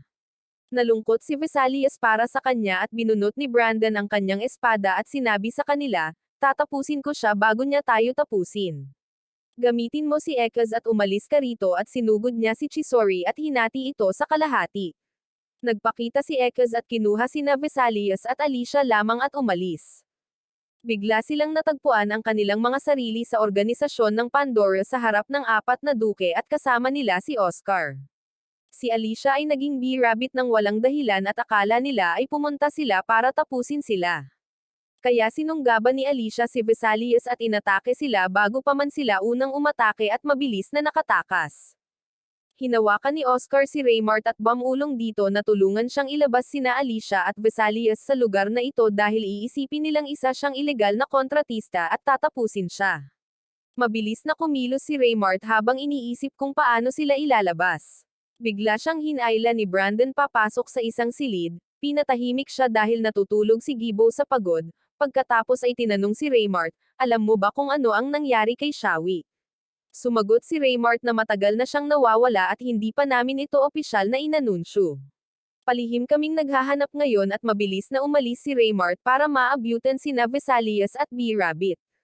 Pumunta si Brandon sa silid ni Shawi at nakakita ng mga itim na bulaklak at isang kabayong pang-chess. Nagalit si Brandon dahil ibig sabihin noon ay ang Night Ray ang gumawa nito. Nagising si Gibo at kumilos para maabutan para selyuhan ang kapangyarihan ni B-Rabbit. Kasabay nito, nakatayo sina Vesalius at Alicia sa harap ng apat na duke. Sinubukan ni Vesalius na ipaliwanag na wala sila rito para tapusin sila, ngunit galit si Alicia at gustong pumaslang, kaya hindi sila naniwala sa kanyang mga salita. Pinaputukan nila sila ng mahika, at pinutol ito ni Alicia gamit ang kanyang side.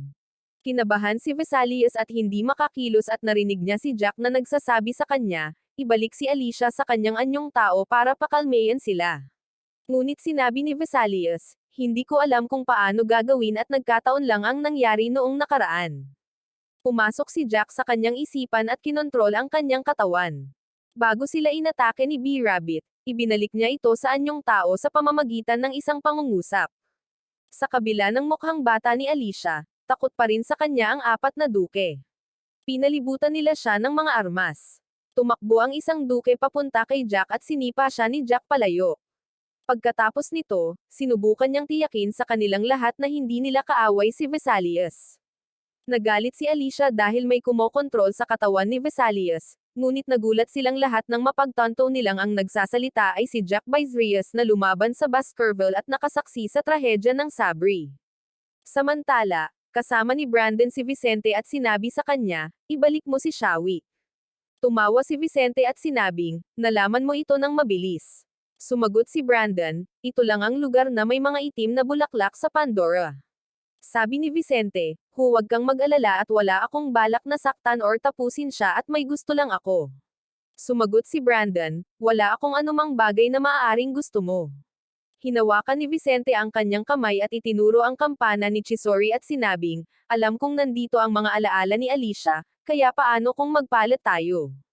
Sa kabilang banda, sinabi ni Jack sa apat na duke, pumunta ako rito para maiwasan ang isa pang trahedya ng Sabri na mangyari dito, at nilabanan ko rin ang Baskerville, at sinasabi ko sa inyo na buhay pa si Glenn. Nagalit silang lahat at hindi naniwala sa kanya. Sabi niya, hindi ko kayo masisisi, pero ito ang katotohanan at hindi natin ito may kakaila. Alam nating lahat na gustong angkinan ng Baskerville ang kalooban ng Abyss at para makamit iyon, kinailangan nila ng mga sakripisyo sa Abyss. Ang resulta ay ang trahedya ng Sabri at nagulat silang lahat nang maunawaan nila ang tunay na layunin sa likod ng trahedya ng Sabri. Pagpapatuloy ni Jack syempre, matapos pigilan ng apat na duke ang gusto ni Glenn, nawala siya. Ngunit bumalik ang Baskerville pagkatapos ng 100 taon sa birthday party ni Vesalius Bezrius.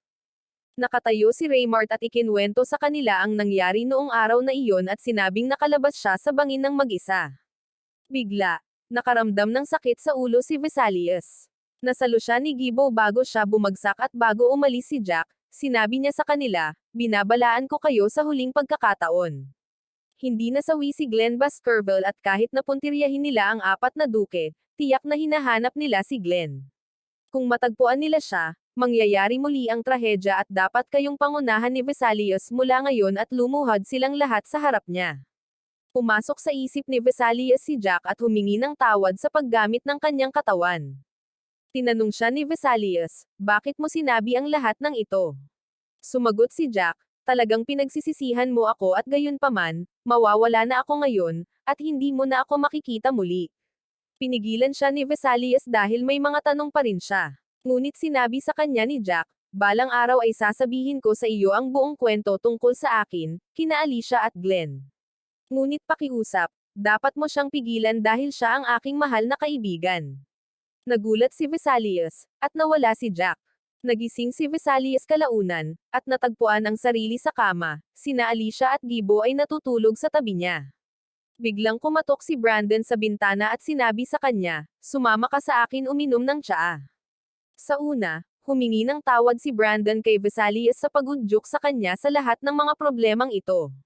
Nagulat si Visalias sa ginagawa niya dahil hindi ito ang karaniwang ugali ni Brandon. Pagkatapos ay nagtanong si Visalias, "Bakit mo gustong hanapin si Chisori sa una pa lang?" Sumagot si Brandon, "Gusto kong malaman ang katotohanan tungkol sa nangyari 100 taon na ang nakalilipas." Umubo ng malakas si Visalias, at napagpasyahan ni Brandon na natutunan niya ang impormasyon. Iminungkahi niya na magpalitan sila ng impormasyong nakuha nila mula sa lahat ng nangyari. Sinabi sa kanya ni Visalias na naroon si Alicia noong trahedya ng Sabri at tungkol sa paghabol kay Vicente. Sinabi sa kanya ni Brandon na okay lang, "Naiintindihan ko ang lahat.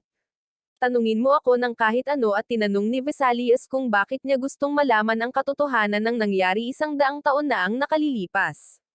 Tumanggi si Brandon na sumagot at sinabi niya na, "Sinabi ko sa iyo na magtanong ngunit hindi na ako ang sasagot." Nagalit si Visalias, at sinabi sa kanya ni Brandon na ikaw ang magiging bayani sa hinaharap at pinag-usapan ito ng Pandora habang natutulog ka. Walang pag-asa na tanong ni Visalias, "Sigurado ka ba talaga na ako ang bayaning tatalo sa Baskerville at lulutasin ang lahat ng problemang ito?" Sumagot si Brandon, "Oo naman, at hayaan mong bigyan kita ng payo. Mag-ingat kay Vicente dahil pinaghihinalaan namin na may kaugnayan siya sa trahedya ng Sabri. Isa siyang misteryosong lalaki at itinatago ang lahat tungkol sa kanyang sarili." Tanong ni Visalias, "Wala ba siya sa Pandora ngayon?" Sumagot si Brandon, "Hindi, sabi niya makikipagkita siya sa kanyang mga kaibigan sa mansyon ng Night Ray."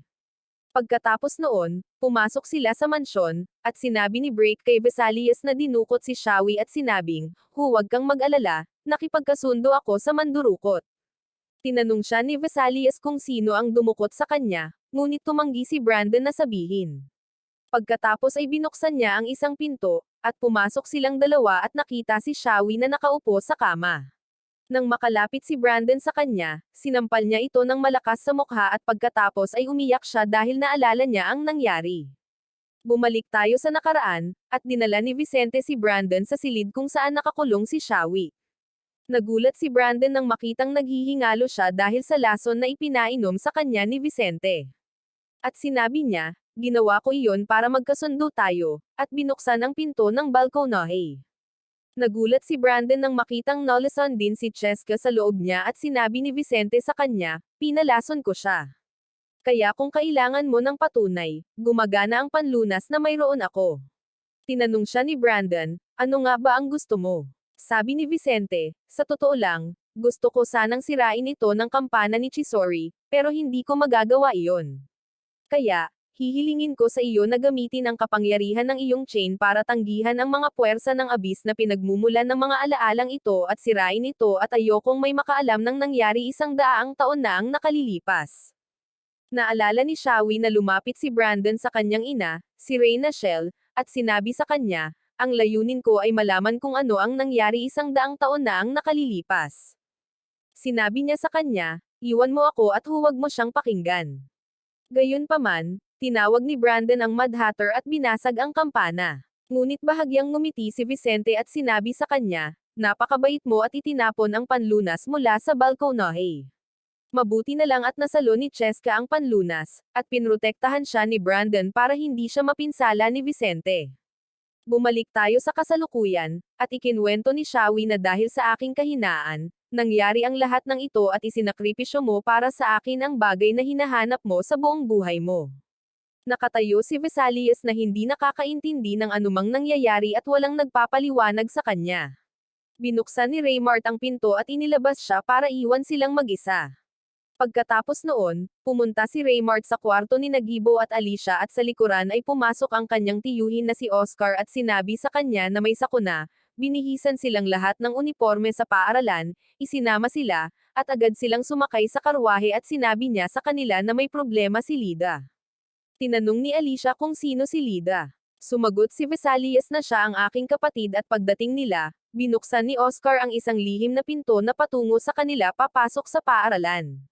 Ngunit nakilala nila ang ilang mga babae, at kinausap sila ni Oscar na nagpapanggap na isang estudyante, ngunit dahil sa kanyang edad ay napagtanto nilang isa siyang nanghihimasok at nagsumbong. Naghiwalay sina Gibo at Oscar at sina Vesalius at Alicia. Bigla, isang babae ang pumasok kina Oscar at Gibo, at nalaman nilang siya si Lida. Sa kabilang banda, nagulat si Alicia na natuwa si Vesalius na nahiwalay sila at hindi nag-aalala. Tinanong niya siya na ayaw mong makita ang iyong nakababatang kapatid na babae at sumagot si Vesalius na hindi syempre, hindi ko siya kinamumuhian.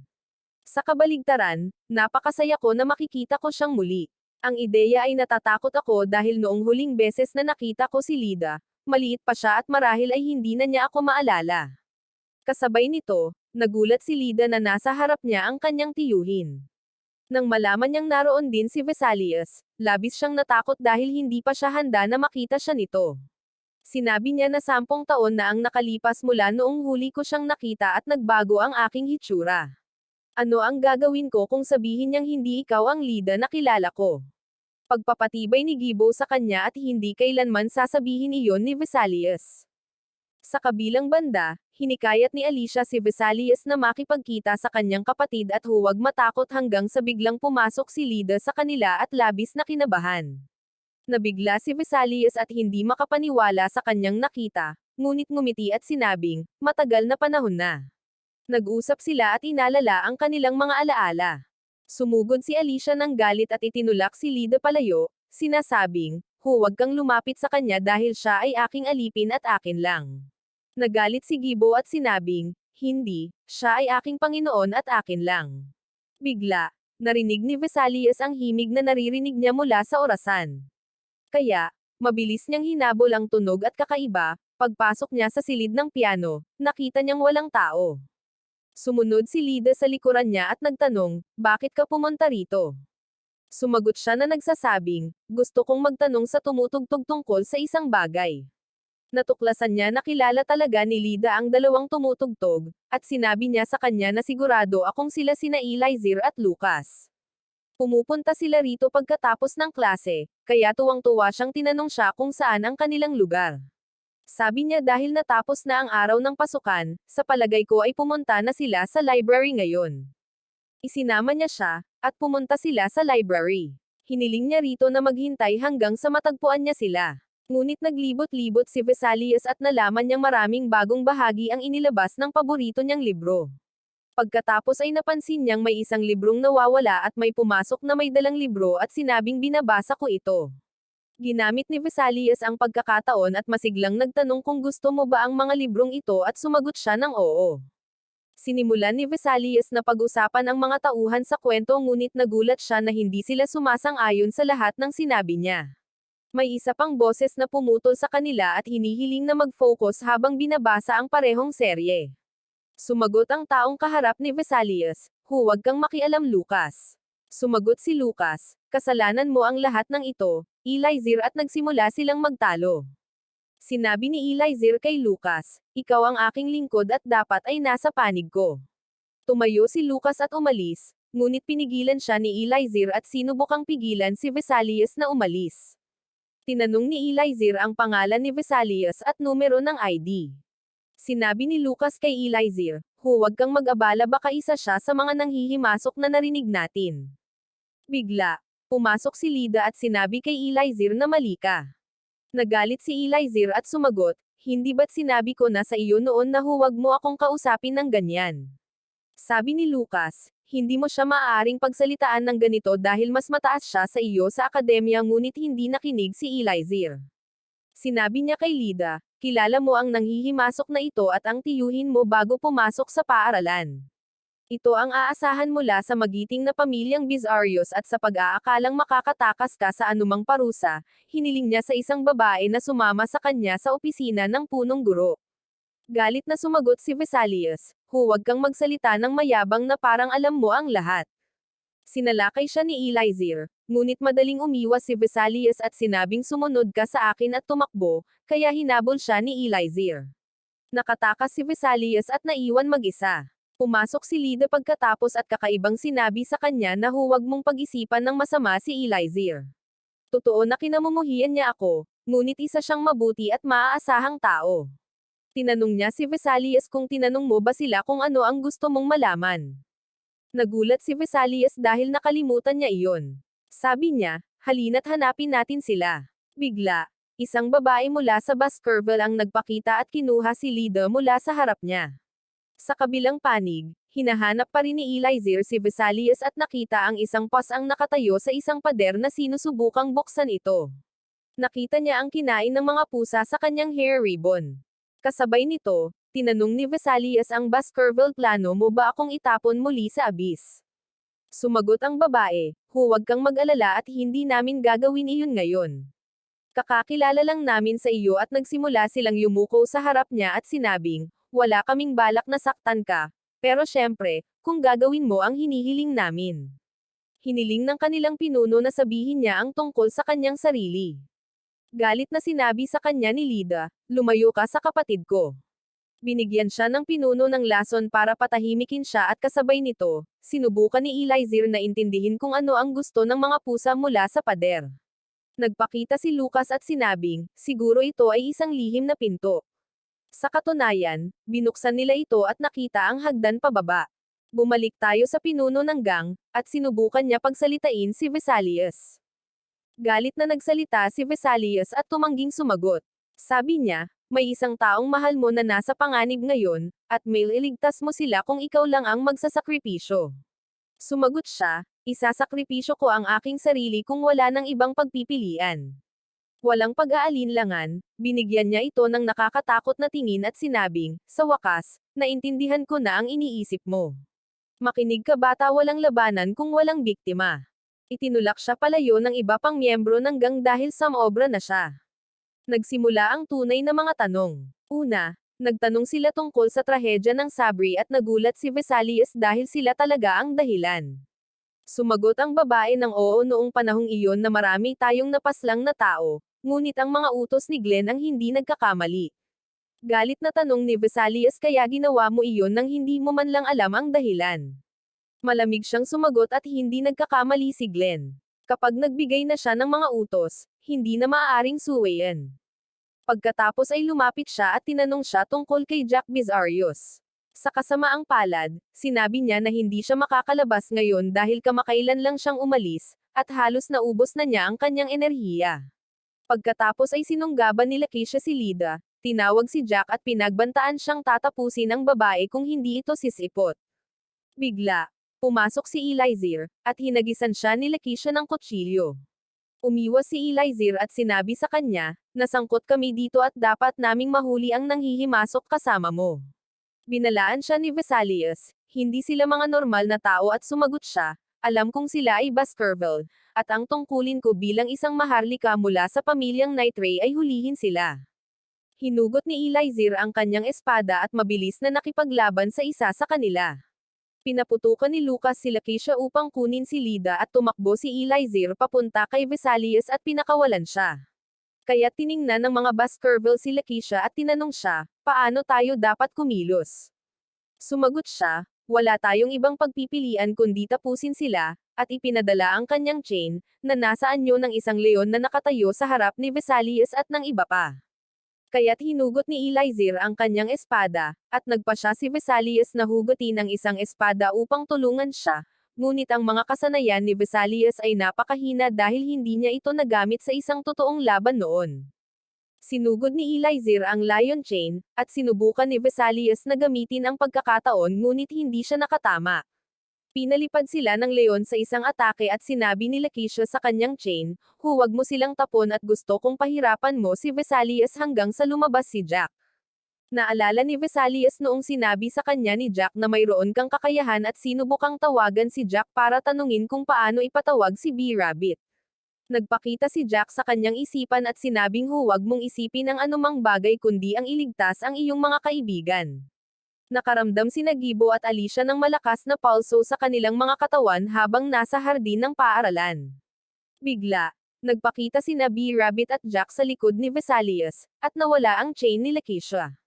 Bumalik tayo sa nakaraan sa mansyon ng Baskerville. Naglalakad si Lakeisha sa hardin at biglang naramdaman niyang may nasa likuran niya, kaya lumingon siya na may hawak na kutsilyo.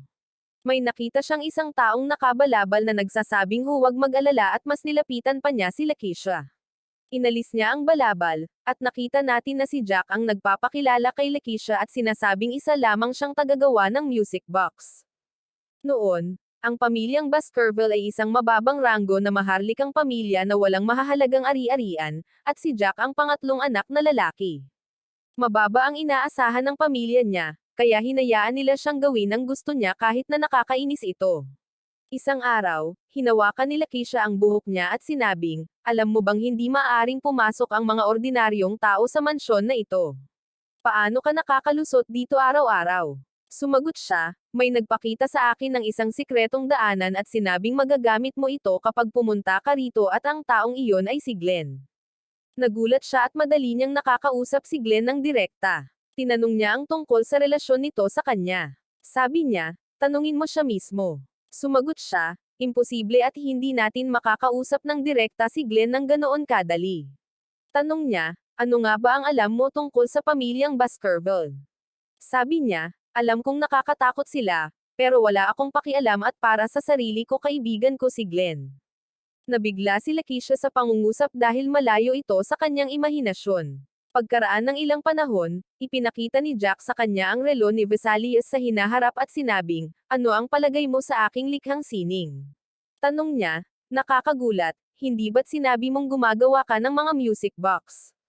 Binuksan niya ang relo, at narinig ang himig sa unang pagkakataon. Sabi niya, alam ko ang himig na ito pero hindi ko matandaan kung saan ko ito narinig. Pagkatapos ay pumasok si Glenn at sinabi sa kanya ang pangalan ng himig dahil siya ang lumikha nito. Nang panahong iyon, nakaramdam ng selos si Lakeisha dahil hindi niya marating ang lugar ni Jack, at sa unang pagkakataon ay nakita niya ang ngiti ni Glenn kasama ang isang tao, ngunit hiniling pa rin niya na magpapatuloy ang mga mahinahong araw na iyon. Sa kasamaang palad, isang araw ay galit na inutusan sila ni Glenn na tapusin ang lahat ng tao sa sabri ng walang pag-uusap. Bumalik tayo sa kasalukuyan, at kinuha ni Jack ang katawan ni Vesalius, binati si Lakeisha. Tanong niya, alam mo ba kung nasaan si Glenn, di ba? Sumagot siya, huwag kang magkamali ng intindi at hindi ako nagpakita para mag-usap at naparito ako para itulak ka palayo rito. Nagalit siya dahil mayabang itong nagsalita at sinabi sa kanya, huwag mong isipin na naging bayani ka dahil sa iyong pagsisikap. Nangyari lamang ito pagkatapos ng iyong pakikipaglaban kay Glenn. Kahit na kaibigan mo siya, nagalit siya at sumabog ang kanyang kapangyarihan, nagtanong, ibig mo bang sabihin ay pinaslang ko siya para sa katayuan? Nanatiling tahimik si Lakeisha at sabi niya, babalaan kita sa huling pagkakataon. Hindi mo maaaring harapin ang kapangyarihan ni B-Rabbit, kaya umatras ka at ang hindi mo alam ay hindi ko pinag-uusapan ang insidente para protektahan ang karangalan ng aking kaibigan. Kung gusto mong ulitin ang nakaraang trahedya, dapat kang pigilan ni Vesalius. Sumagot siya, gawin mo ang gusto mo at susundin namin ang utos ng aming master. At kahit anong paraan mo subukang tapusin si Glenn, tiyak na mahahanap namin siya. Pagkaalis nila, napaluhod si Jack, pagod na pagod, at nakaramdam ng matinding kalungkutan. At mula sa kanyang alaala, nakita natin siyang nakatayo sa likod ni Glenn, nagtatanong, bakit mo ginagawa ang lahat ng ito? Sa oras na iyon, itinaas ni Glenn ang kanyang sandata sa kanya. Kaya, kinailangan ni Jack na lumaban, kahit na ayaw niya itong tapusin. Naglalakad si Vesalius habang iniisip ang nararamdaman ni Jack para kay Glenn, na kung siya ang nasa lugar nito, hindi niya kailanman tatapusin ang kanyang mahal na kaibigan. Nakaramdam siya ng kawalan ng pag-asa at pagkadismaya habang sinasabi kina Elizir at Lucas ang unang nakapansin na wala akong tunay na halaga at hindi ako umuunlad.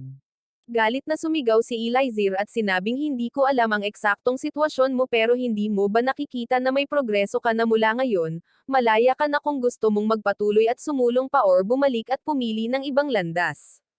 Kaya nagpa siya si Vesalius na ipagpatuloy ang kanyang lakad at tinanong si Elizir tungkol sa himig at sa relo na dala niya at sinabing ikaw ang tumutugtog nito kaninang umaga. Itinulak ni Elizir ang kamay ni Vesalius at sinabi sa kanya na ito ay isang kantang isinulat ko mismo. Nagulat si Vesalius dahil di umano'y si Glenn ang sumulat nito. Galit na tanong ni Elizir, hindi mo ba sasabihin sa amin ang pangalan mo? Naalala ni Vesalius kung paano tinrato ni Elizir ang kanyang kapatid dahil taga-Bizarius ito. Kaya nagpasya siyang huwag sabihin ang kanyang tunay na pangalan para makuha ang impormasyon tungkol sa himig, ngunit biglang nagpakita si Gibo at tinawag si Vesalius. Nagalit si Vesalius sa kanya at sinaktan ito at nagulat si Elizir. Nandito si Gibo na nakasuot ng uniforme ng paaralan para sa mga 14 na taong gulang na estudyante. Galit na sinunggaban ni Elizir si Vesalius at nagtanong, "Sino ka nga ba at paano mo nakilala ang lalaking ito?" Sabi ni Gibo, "Hindi ko hahayaang may manakit sa kanya, kahit ikaw pa iyon. Ito ang aking master na si Vesalius Bizarius." At nabigla si Elizir at bumitaw, pagkatapos ay naglakad palayo.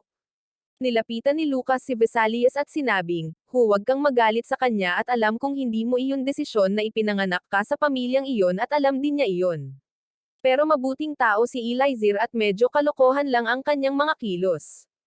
Magkikita tayong muli at mag-uusap." At kinamayan siya ni Vesalius, at umalis si Lucas. Sa gabi, nasa kwarto si Elizir na sinusubukang matulog, ngunit nakakita siya ng bangungot noong araw ng trahedya ng Sabri hawak ang kanyang espada na basang-basa ng dugo ng maraming taong pinaslang niya.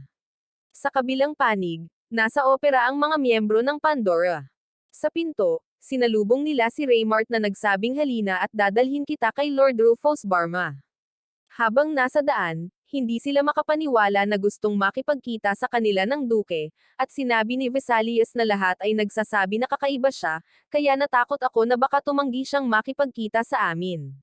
Tinanong ni Alicia kung sino nga ba ang taong ito. Sumagot si Vesalius na isa siya sa 4 na duke at ang pinakamatanda sa kanila. Pumunta tayo rito dahil baka may maalala pa siya mula sa mga pangyayari 100 taon na ang nakalilipas na hindi na itala sa mga aklat ng kasaysayan. Pagdating nila sa kwarto ni Barma, wala na ito roon. Lumingon si Alicia at biglang natakot at sinabing tumingin ka sa likod mo. Lumingon si Vesalius at nakita si Barma na nakataob at tumatawa ng patiwarik mula sa kisame. Ngunit hindi natakot si Vesalius at walang ipinakitang reaksyon. Nagalit si Barma dahil lahat ng iba ay natakot sa panlilinlang na iyon. Pagkatapos ay sinabi niya, "Ako si Barma, ang taong nakakaalam ng lahat." Tinanong siya ni Vesalius tungkol sa nangyari 100 taon na ang nakalilipas, ngunit tumanggi si Barma na sabihin ito ng walang kapalit. Nagtanong si Vesalius, "Ano ang gusto mong kapalit?" Sumagot si Barma, "Sabihin mo sa akin ang impormasyong hindi ko alam." At sabi ni Vesalius, "Wala akong sasabihin sa iyo." Sumagot si Barma na may tanong, "Kung gayon bakit mo gustong malaman ang katotohanan?" At sinabing, "Alam ko nang hindi mo sinasabing gusto mong malaman ang mga paratang na ginawa ng Baskerville laban sa iyo, ngunit ano ang makukuha mong benepisyo kung kilala mo ang mga ito?" Malungkot na sumagot si Vesalius, "Dahil sa mga taong mahal ko at para malaman kung ano ang dapat kong gawin." Bigla, natarante si Barma at sinabing, "Imposibleng may isang bagay na hindi ko alam. Paano magbabago ang mga pangyayari nang hindi ko nalalaman at magiging mali ang aking impormasyon?" Ngunit hindi maintindihan ni Vesalius kung ano ang mali niyang sinabi.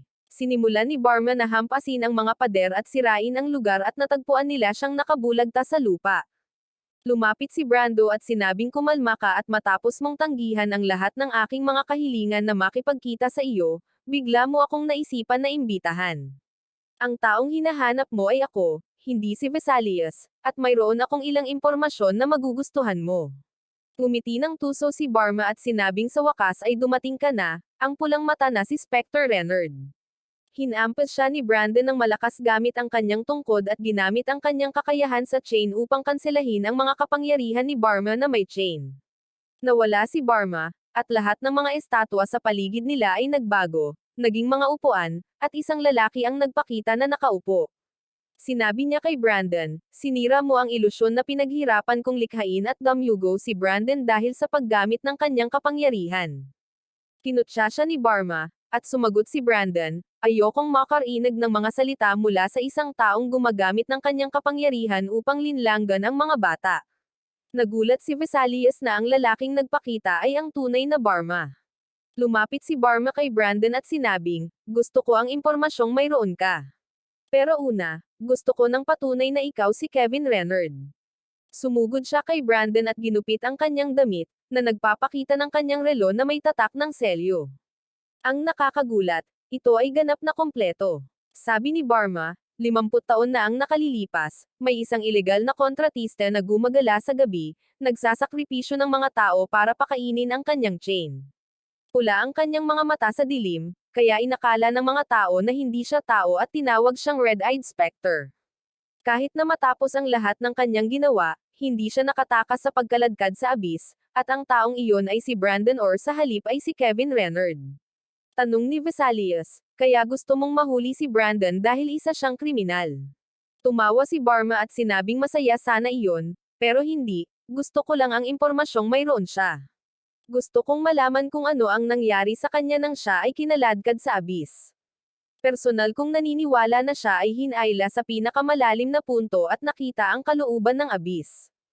Bumalik tayo sa nakaraan nang si Brandon ay kinaladkad sa pinakamalalim na punto ng abis at iminulat ang kanyang mga mata upang makita si Chisori sa harap niya.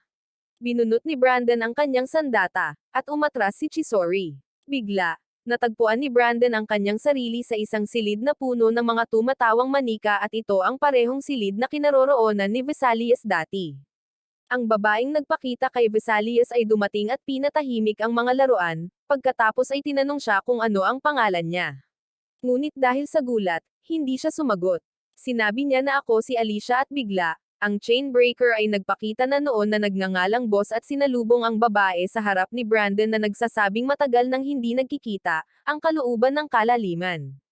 Nagulat si Brandon na ang babae mismo ang kalooban ng kalaliman. Pagkatapos ay lumapit sa kanya ang boss at inilagay ang kanyang espada sa tabi niya. Kaya alam niya ang lahat tungkol kay Brandon, sinabi ang kanyang tunay na pangalan, Kevin Renard, at na siya ay isang tapat na kabalyero na naglilingkod sa isang malaking kastilyo. Ngunit nakalulungkot, lahat sila ay nasawi. Nagulat si Brandon dahil iniwan niya silang buhay. Kinutya niya siya, sinabing pinaslang sila nang wala ka, at hindi mo sila maprotektahan. Galit na inatake siya ni Brandon, at nahawakan niya ang espada nito gamit ang kanyang kamay. Inatake siya ni boss para protektahan ang kagustuhan ng kalaliman at nagalit siya dahil pumihil ang boss at pinasabog siya. Bigla, umalis siya kay Brandon at nagsimulang makipaglaro kay Chisori. Naupo si Brandon at iniisip ang nangyayari at ang tanging gusto niya ay baguhin ang nakaraan at iligtas ang kanyang master. Pagkatapos, nakaramdam siya ng matinding sakit. Kaya sinabi sa kanya ng mga manika, ang kapangyarihan ng kagustuhan ng kalaliman ay tatusok sa iyong katawan. At pagkaraan ng ilang panahon, ikaw ay magiging isang chain tulad namin at nagulat si Brandon. Bigla, lumapit ang Will of Abyss at kinuha ang isa sa kanyang mga mata. Sabi, ito ay magiging isang magandang regalo para kay Chisori. Nagalit ng husto si Brandon at hiniwa ang ilan sa mga manika. Kasabay nito, nangyari ang trahedya ng sub-area, at ang pagsabog na iyon ay nakaapekto sa abis. Nakaramdam ng matinding sakit ang Will of Abyss at bigla, nagpakita sa harap nila ang batang si Vicente at sinabing, ginawa ko ang utos at binuksan ko mismo ang pintuan ng abis ngunit maraming tao ang nahulog dito. Bumalik tayo sa kasalukuyan, at nagising si Brandon mula sa coma. Sinabi sa kanya ni Barma, dapat mo akong pasalamatan dahil ngayon ay hindi mo na kailangang magpaliwanag ng marami at ipagpapatuloy mo na lang kung saan ako huminto. Kaya sinabi ni Brandon sa kanila na pagkatapos pumasok si Vicente at sinabing binuksan niya ang abis, nagulat siya. At nagulat si Vicente na puti na ang buhok ni Alicia at bigla siyang bumagsak sa lupa dahil sa pagod at sinabi sa kanya, hindi ka dapat nandito dahil sawi ka na. Galit na tanong ni Alicia sa kanya, anong ginagawa mo rito? At galit na sinipa siya ni Chisori at sinabi sa kanya ni Alicia, ito ang kwarto ko at hindi ka maaaring pumasok dito ng ganoon kadali. At sinabi ng manika, masama si Vicente at palagi niya kaming hinihiwa gamit ang gunting. Hinawakan ni Alicia ang kanyang ulo dahil sa sakit at sinabing tama, wala kaming ginawang mali. Pagkatapos ay sumigaw siya habang umiiyak at tumingin sa kanya nang walang maintindihan. Bigla niyang naalala ang oras ng kanyang tea party. Kaya tumigil siya sa pagiyak at dinala ang mesa at umupo upang magtimpla ng tsaa kasama ang kanyang mga manika. Pagkatapos ay tinanong si Chisori kung kailan sa tingin mo darating si Jack. Nangako siya sa akin na dadalhin niya ako sa kanyang bahay. Pero pinutol ni Vicente ang kanyang mapang-uyam na tawa at sinabing hindi na babalik si Jack dito dahil sigurado akong nasawi na siya ngayon. Nakita ko siya sa sabri na nakikipaglaban kay Glenn at ang katawan nito ay basang-basa ng dugo. Nagalit ng husto si Alicia at sinabing, imposibleng nasawi na si Jack. Galit na sagot ni Vicente, hindi na babalik si Jack at lagi kanyang tinutulungan pero nangyari ang lahat ng ito dahil sa iyo. Nawasak ang sabri at nauwi kami ni Gibo sa ganito. Pinaslang mo si Jack. Napasigaw si Alicia sa gulat at nagsimulang gumuho ang mundo sa kanilang paligid. Natuwa si Vicente at sinabi sa kanya, oo, sirain mo ang mga tao at ang mundo. Kaya ginamit ni Brandon ang sandali bago maglaho ang lahat at nagmakaawa kay Alicia na baguhin ang nakaraan at gagawin niya ang anumang naisin nito. Bumalik tayo sa kasalukuyan at nagulat si Vesalius kung bakit mahal na mahal ni Alicia si Jack at kung bakit ang kalooban ng Abyss ay tinatawag na Alicia. Sumabad si Barma at sinabing nakita ko ang pangalang Alicia sa mga aklat ng kasaysayan ng aking pamilya at ang aklat na iyon ay personal na isinulat ni Jack. Sa libro, nakasulat ang kwento ng isang babae na nakilala niya na nagngangalang Alicia na nakakulong sa isa sa mga Baskerville Towers at tuwing tatanungin niya si Glenn kung bakit, ayaw niyang sumagot. Isang araw, pumasok si Jack sa kanyang silid na eksaktong katulad ng silid ng kaloob-looban ng Abyss ngunit nasa mundo ng tao at natagpuan ang babae na nakaupo sa sahig at may hawak na itim na pasang parang si Chisori. Tinanong niya ito, sino ang nagkulong sa iyo rito? Sabi niya, hindi ko alam, pero lahat ng tao rito ay galit sa akin, pero masaya ako na pumunta ka. Sabi niya, paano kung sumama ka sa akin sa susunod na pumunta sa bahay ko at makipaglaro sa akin? Nagulat ang babae at sinabing, hindi ko kaya dahil kay Glenn. Sumagot siya, huwag kang mag-alala at hindi niya kailangang malaman pa. At patuloy siyang bumisita sa kanyang silid, naglalaro at nasisiyahan at ikinukwento ang tungkol sa kakaibang mansyon. Para sa kanya, isa lamang itong mahinang bata. Ngunit pagkatapos ng ilang pagbisita, nagsimula siyang makapansin ng mga kakaibang bagay. Una, ang ugali ng pusa na minsan ay nagmamahal sa kanya at minsan ay gustong atakihin siya at ang mga kulay na gusto ni Alicia at ang mga librong binabasa niya ay nagbabago sa bawat pagkakataon, at ang kanyang panlasa ay nagbabago na parang isa siyang ganap na ibang tao at nakakalimutan niya ang kanilang pinag-uusapan sa bawat pagbisita. Ngunit ang pinakanakakagambala kay Jack noon ay ang kapaligiran sa paligid niya na parang wala na ang inosenteng babaeng kilala niya. Minsan ay nagtanong siya, sino ka? Hindi ikaw ang Alicia na kilala ko, di ba? Bahagya siyang ngumiti at sinabing, oo, hindi ako ang Alicia na kilala mo, pero ako rin si Alicia at ang aming mga kaluluwa ay magkaugnay. At ginagamit ng aking kambal ang ugnayan sa pagitan namin sa kailaliman ng Abyss upang pumunta sa mundo ng mga tao ngunit hindi siya maaaring manatili ng higit sa kalahating araw. Ako siya at siya ay ako at ang aming pag-iral ay iisa ngunit kami ay magkaiba at si Alicia ang pangalan naming dalawa. Nagulat si Vesalius na ang Alicia na kasama niya at ang kalooban ng Abyss ay talagang kambal. Sinabi ni Barma na ang ambisyon ni Glenn ay kontrolin ang kalooban ng Abyss at hinawakan niya ang kamay ni Alicia at nagpatuloy kaya't ikinulong niya ang babaeng nakaugnay sa Abyss at sinabing tiyak na gugustuhin siyang pag-aralan ng Pandora. At gusto rin niyang magpahinga at nagbanta na kung malalaman ng Pandora ang kanyang tunay na pangalan ay tatapusin nila siya. Ngunit si Vesalius ay nakatayo sa harap niya at nagbanta na maaari niyang gamitin si Jack at ibaling ang lahat ng kanyang mga salita laban sa kanya. Itinaas ni Barma ang kanyang sandata at sa sandaling iyon ay hinugot ni Gibo ang kanyang baril at binali ang kanyang kutsilyo. Kaya nagpa siya si Barma na sumuko. Habang pauwi sila, sinabi sa kanila ni Brandon, ang tunay kong pangalan ay Kevin Renard at ang aking pamilya ay mga kabalyero na naglilingkod sa bahay ng Sinclair. Malungkot na sabi ni Vesalius tungkol sa mga pinaslang ng isang karibal na pamilya. Sumagot si Brandon ng oo ngunit hindi iyon ang katotohanan. 50 taon na ang nakalilipas, maraming kaguluhan sa mga maharlikang uri. Isang araw, nasa labas ako ng kastilyo kasama ang babaeng Sinclair. Nalaman namin na pinaslang ng isang traidor ang aking master at ako ay isang walang isip na pinahihirapan ang aking sarili ng may panghihinayang, at mga iniisip hanggang sa isang araw ay narinig ko ang isang tinig ng demonyo na nagsasabi sa akin na baguhin ang nakaraan at alam mo na ang kabuuan ng kwento. Malungkot na sinabi ni Vesalius, at hindi mo pa rin mababago ang nakaraan. Sumagot si Brandon, hindi, binago ko ito dahil pumayag talaga si Alicia na baguhin ang aking nakaraan at ibigay sa akin ang isang kahilingan. Nang umalis ako sa abis at imulat ang aking mga mata, natagpuan ko ang aking sarili sa harap ng tarangkahan ng pamilyang Rainsworth. At kakaiba na ang mundong iyon ay 30 taon na mas maaga kaysa sa akin. Tanong ni Vesalius at sinabi ni Brandon na sa nakaraan na nagbago ito at ang aking master ay hindi pinaslang ng traidor ngunit kapalit nito ay nasawi ang buong pamilya. Kung hindi ko binago ang nakaraan, sana'y buhay silang lahat at isa na lang ang sawi at ang kanyang munting anak na babae ay buhay pa. Ngunit ako ang dahilan ng kanyang pagkasawi at iyon ay isang bagay na hindi ko dapat pinakialaman. Sinubukan ni Vesalius na aliwin siya at kinabukasan, ipinagpatuloy ni Vesalius at Alicia ang pakikipaglaban sa mga ilegal na kontratista upang mahanap ang mga alaala ni Alicia. Ngunit lumipas ang mga araw at wala silang nakita. Kaya napagpasyahan nilang napakabihira ng mga ito. At nang makauwi sila, sinabi sa kanila ni Brandon na kung gusto nilang malaman ang nangyari 100 taon na ang nakalilipas, dapat nilang tanungin si Vicente. At sinabi ni Vesalius sa kanila na lahat sila ay konektado sa nangyari noon sa ilang paraan. At sa gabi, nagpasya si Gibo na pumunta sa mansyon ni Vicente. Ngunit tumingin siya mula sa bintana at nakitang dumating din sina Vesalius at Alicia. At doon ay nakakita siya ng isang salusalo. Kaya sinabi niya, pabor ito sa akin para makapasok ako sa loob.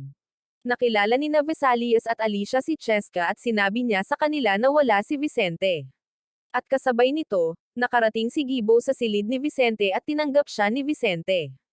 Kaya sinabi ni Gibo sa kanya na alam mong hindi ako pumunta rito para makita ang mukha mo at tinanong kung ano ang nangyari 100 taon na ang nakalilipas sa Sabri. Sumagot si Vicente kahit gaano mo pa itanong, pareho pa rin ang sagot. Gusto kong sabihin pero hindi ko matandaan. Kaya na si Gibo at umalis. Tinanong ni Vicente si Cheska kung pinaalis mo ba sina Vesalius at Alicia. Sabi niya oo at sumagot siya na walang dapat makaalam ng nangyari 100 taon na ang nakalilipas.